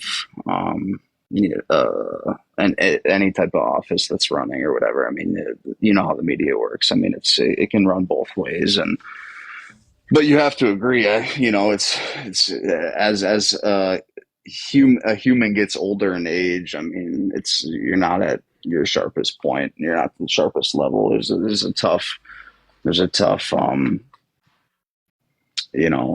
medium when it comes to gaining wisdom and staying sharp and on point. Yeah, I mean, I think my argument there is that like Biden's old. I think he like walks slower, he talks slower. But I think that like in terms of like cognitive ability, that happens at different rates for different people, right? Mm-hmm. So like there are younger people than Joe Biden who like their cognitive ability has gone down rapidly. And there are people that are older than Joe Biden who are thriving. So I think it just depends. I think Joe Biden is one of those people who, as he gets older, he's not like his cognitive ability has not gone down. He's not like lost a step or anything like that. Everybody that's worked with Biden has been very complimentary. There are military leaders who were appointed by Donald Trump who have been very complimentary of his ability. And I think his record speaks for himself. And I also think that there's a value in wisdom, as you just kind of talked about, as Joe Biden's been in politics for like 40, 50 years, right? And so I think in such a contentious moment, not only domestically, but abroad, that wisdom, that knowledge that comes with experience is really valuable. And that's also an argument as to why Kamala Harris should have won and not Donald Trump. Trump was president for 4 years, but he has no other political knowledge. And when he was president, he was criticized by a lot of his like advisors for not reading his reports, not paying attention, not being informed on a variety of issues and asking like very basic questions. We don't need that incompetence right now. And yet people voted for Donald Trump anyway. And also he's going to be the oldest president in American history by the end of his term. Yeah. Here, let me ask you this. Why do you think Trump won?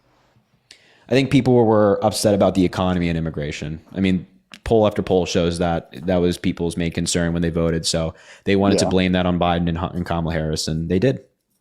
Do you think immigration has had a negative impact on America within the last, let's say, 6-7 years? I'd say yes and no. Yes, in the sense that the amount of asylum seekers that have come in has strained certain cities' resources. And it's kind of been like hard to deal with it for like cities like New York, for example.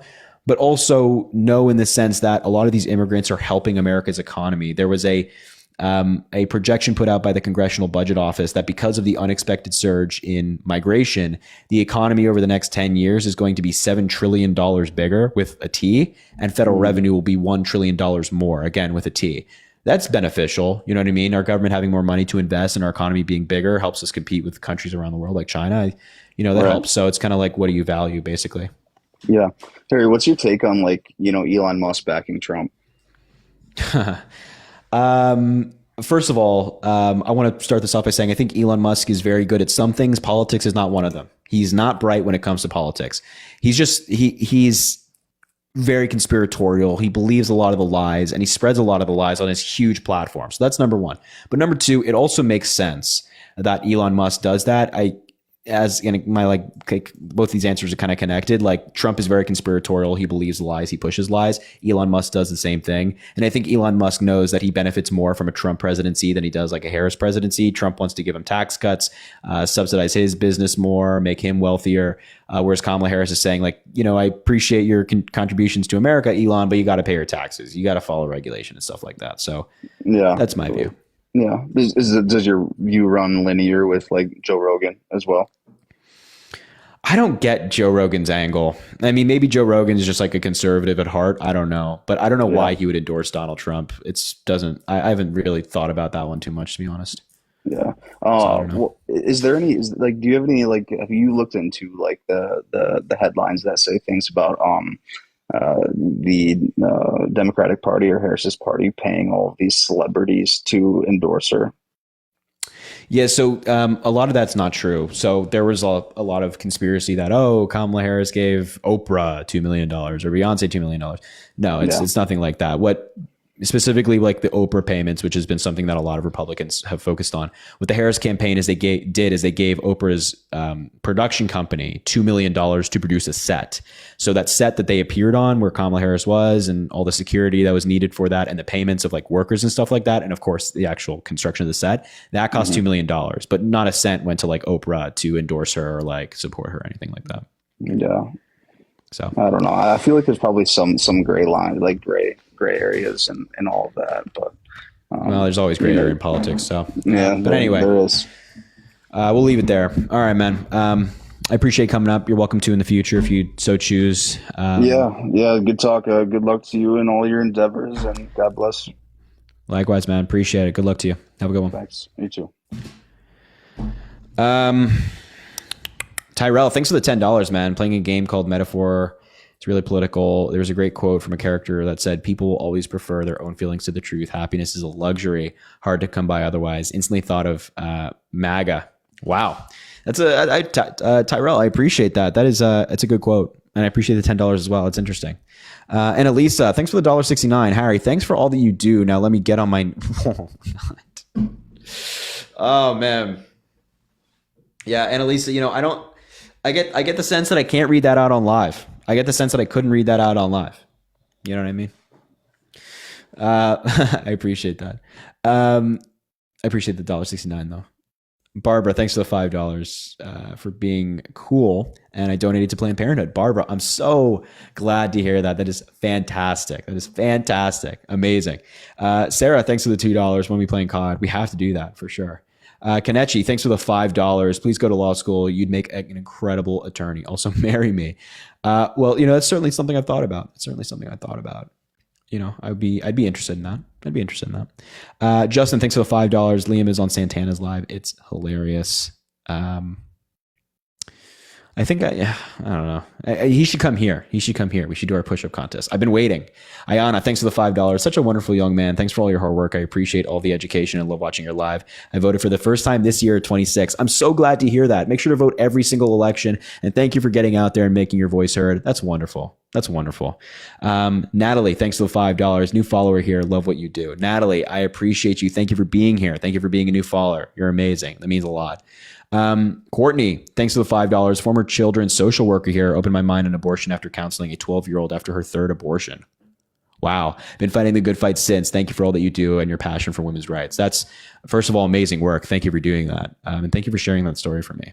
Yeah, Elise, thanks for the $2. You in good trouble should do a fundraiser for Planned Parenthood tonight. You know what? I've been thinking about that. I feel like a lot of us should come together and like do a fundraiser soon. Like me, Dean, Parker, Chris, Good Trouble, all these folks. Why not? Why not? Nathaniel, thanks for the $10 for TikTok Live. Thank you for doing these TikTok Lives, Harry. I've learned a lot. And I wanted to know, why do you think, oh, wait, no, I didn't read this one. Why do you think many people voted for Trump? Do you think you get a better understanding from having debates or conversations with MAGA? Yes. I told Liam for you. Thank you, Killer. I appreciate you. Yeah, I definitely get a better sense of why people voted for Donald Trump through this stuff. And I think the main reason is like the economy and immigration, unfortunately. Anyway, let me just... Kelly, thanks for the, I want to make sure I'm pronouncing your name right. Kelly, thanks for the $3. I appreciate you. You're very kind. Thank you for being here. It means a lot. That's very, very kind. Hold on. Oh. Sorry, I just jumped all over the place. Jennifer, thank you for the $50. Please request to join Santana's panel. You contribute so much to it. Thank you so much, Jennifer. Can we get some W's for Jennifer in the chat? I appreciate you for the $50. That is incredibly kind. That is so incredibly kind. Jennifer, you're amazing. I appreciate you. W's in the chat for Jennifer. That's so kind. That's so kind. W's in the chat for Jennifer. Santana is who? What's his? I'm so sorry. Like, it's not Good Troubles Live, right? Anyway, I'll let you guys. Lindsay, thanks for the $3. Let's get married. Lindsay, I appreciate you. Good to see you. I appreciate you. Thank you for the $3. Kylie, thanks for the $1. 23-year-old social worker here. Love all the social workers watching the live. Thank you for inspiring our generation to care about politics. It is hard how much this election is going to negatively impact people I work with, but we'll keep fighting. That's what it all needs. That's what you needs. Definitely. That's fantastic. Kylie, a 23-year-old social worker as well, getting right into it. You're amazing. I hope you know that. Sydney, thanks for the $1 as well. Just saying hi. No pickup lines tonight because I'm sad. Sydney, I hope you feel better. All right. I hope you feel better. Let me see here. Hold on. I think I'm going to wrap up the live there just because it's a little bit late. And I don't want to, I don't want to go too late. I hope that's okay. So I'll wrap it up there. We were live for like 2 hours and 30 minutes. So I know people in the chat are very upset. I know. We'll be back tomorrow. And also, sorry, I just dropped my bracelet. I know. I apologize. We'll be back tomorrow, hopefully, and we'll do longer debates. Where's Simba? I don't know. Lena, I don't know. I can't see him from where I'm sitting. So I'll hopefully be back tomorrow. We'll hopefully do a longer live then. But yeah, I'll leave it there. Thank you guys for rocking with me tonight. I appreciate you. Thank you for being here. And thank you for the 1 million likes as well. Make sure to drop a follow if you haven't already on TikTok. We do these lives all the time. They're fun. We debate people. I post videos and all that good stuff. And of course, follow on every single social media platform, on Instagram, on Twitter, on YouTube, on Snapchat, on TikTok, Facebook, Blue Sky, this one, I don't know. All of those links are in my bio. I'd mean a lot if you could go follow on all of them and all that amazing stuff. And yeah. And of course, have an amazing day tomorrow. It's Wednesday. It's the middle of the week. If you're looking forward to the weekend, the good news is it's almost here. Only a couple more days. You get to go out and have a fun weekend or do whatever you enjoy on the weekend. But also make sure to enjoy tomorrow. Take it one day at a time. And have a good one. All right. I'm proud of you. I'm thinking of you. You're amazing. You're fantastic. Make sure to rate all these people. Good Trouble, Manda Rose, Isaiah R. Martin, Dom, I guess Dom is this Santana gentleman that people are speaking about. So go show them some love.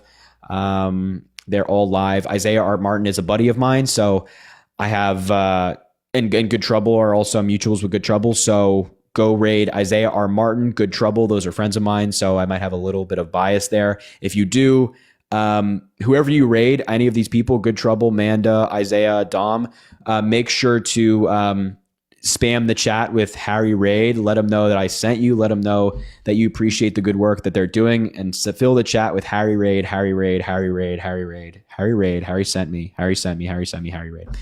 If you do that for me, I appreciate you. All right, everybody, I'm out of here. Good night. Be well. We'll talk soon. You're amazing. Have a good one. All right. Thank you.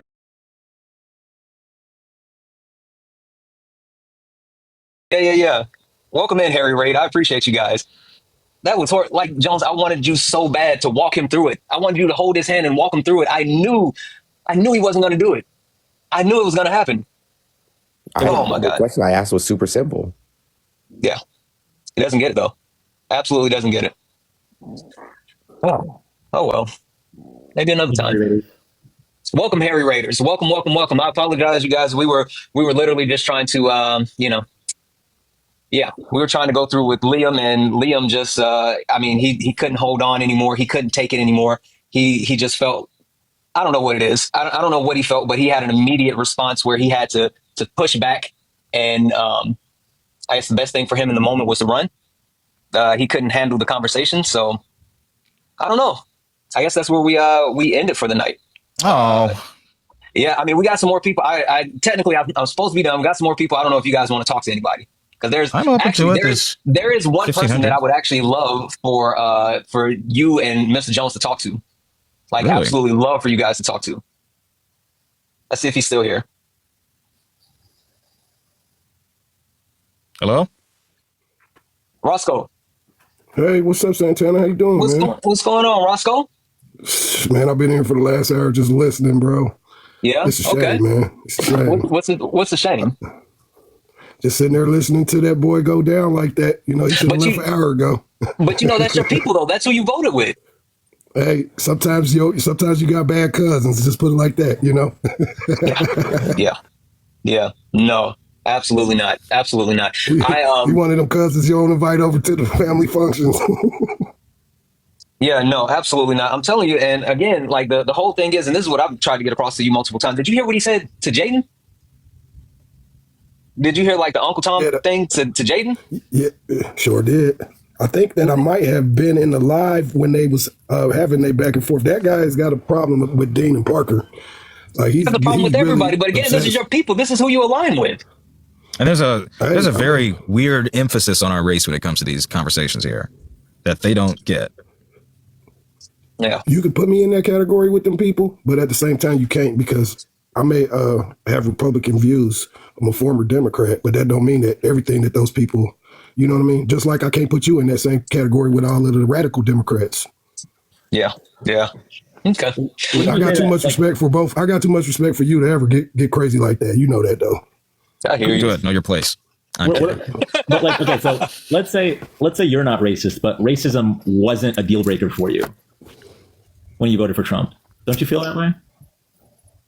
No, I think that I've experienced racism my entire life, and I think that the racism, it don't matter if you want to point out a party. They all parties are racist in some way, form, or fashion. It's the older people anyway. It ain't the younger people.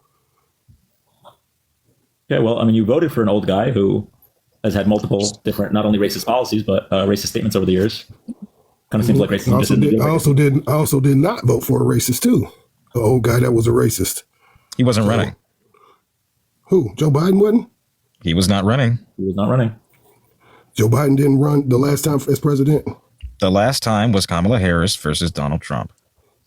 No, Joe. Would you say Kamala Harris is a racist? No. So how did Joe Biden become president? So of the two options, you selected the most racist candidate out of the two, and you chose Trump. My opinion. The facts would reflect otherwise.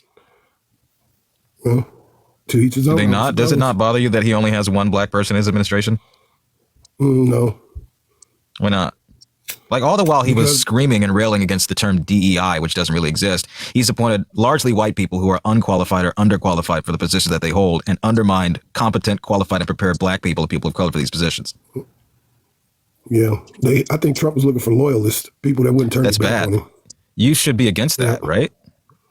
No, if I was going to build a group of people, I would. I mean, we have a checks and balance for a reason, right? To rein in on presidential authority. If you're going to be a loyalist and not prosecute when there's wrongdoing, not weed out corruption, not call attention to the bad things that happen, what kind of country are we heading towards? If not one that calls out people who are bad. Would you hire that type of person to be a top-ranking person in your business? This isn't a business. This is a country. This is a democracy, a functioning one at that. But if you are CEO of a company, would you hire the type of person? Presidents aren't CEOs. Keep this relevant to government, okay? Because countries and companies are not the same. I'm only offering an explanation. It must not make sense to you. This isn't comparable because government does not operate the same way that multinational corporations do. You are correct. You are right. correct. That's why I would not compare that. I would think that somebody appointing a Department of Justice head should be someone who is impartial, should be someone who views the evidence and does not unilaterally reject them simply because they're against somebody of their party. I think that somebody that's going to run for our nation should be somebody that's respected throughout the entire world, or at least be able to talk to leaders of the other nations and have a conversation. When you got people that don't even want to. What does that have to do with loyalty? What do you mean? We're talking about the administration, not what other people say about relationships. When you build, right, but I want to stay on topic here. I'm talking about the people, the checks and balances that we have. But that creates loyalty, does it not? No. Good relationships. But we're talking about the people in the cabinet here. I don't think people in high positions of power that work with the president should be loyal. In the same way, just a second, he's a terrible choice. Yes. In fact, this is so funny. He was hacked. Today, he was hacked by Iran. And this was reported at least today. He's been hacked. Somebody so easily compromised, someone so easily accessible like that should not be head of the FBI. There's no argument as to why Christopher Wray is unqualified or should be replaced. So if you're going to appoint a loyalist who's not going to investigate corruption, who is not going to investigate illegal activity at the top, then what do we have? An autocracy. Right. Well, but you're for that, right? I mean, I'm absolutely. I put my vote in. I did it. I can't walk back on that. I did that.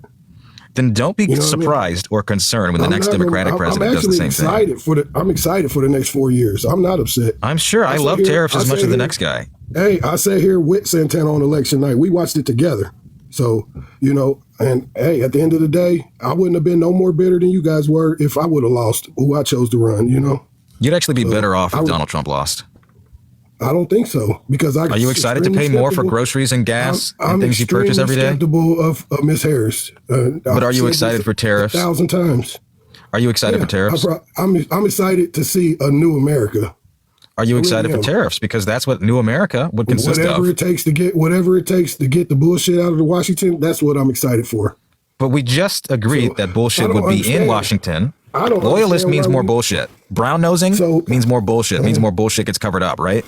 When you can't say no to the people at the top, when you can't push back against bad ideas, bad policy, that's how more bullshit gets allowed to proliferate. Proliferate means spread. That's what happens when you have loyalists. Are there people in the government higher than the president? So not in the executive branch, no. Is the president Supreme the top Court. Job of the country? Yes, that is the chief executive officer. I think them people ain't nothing but figureheads.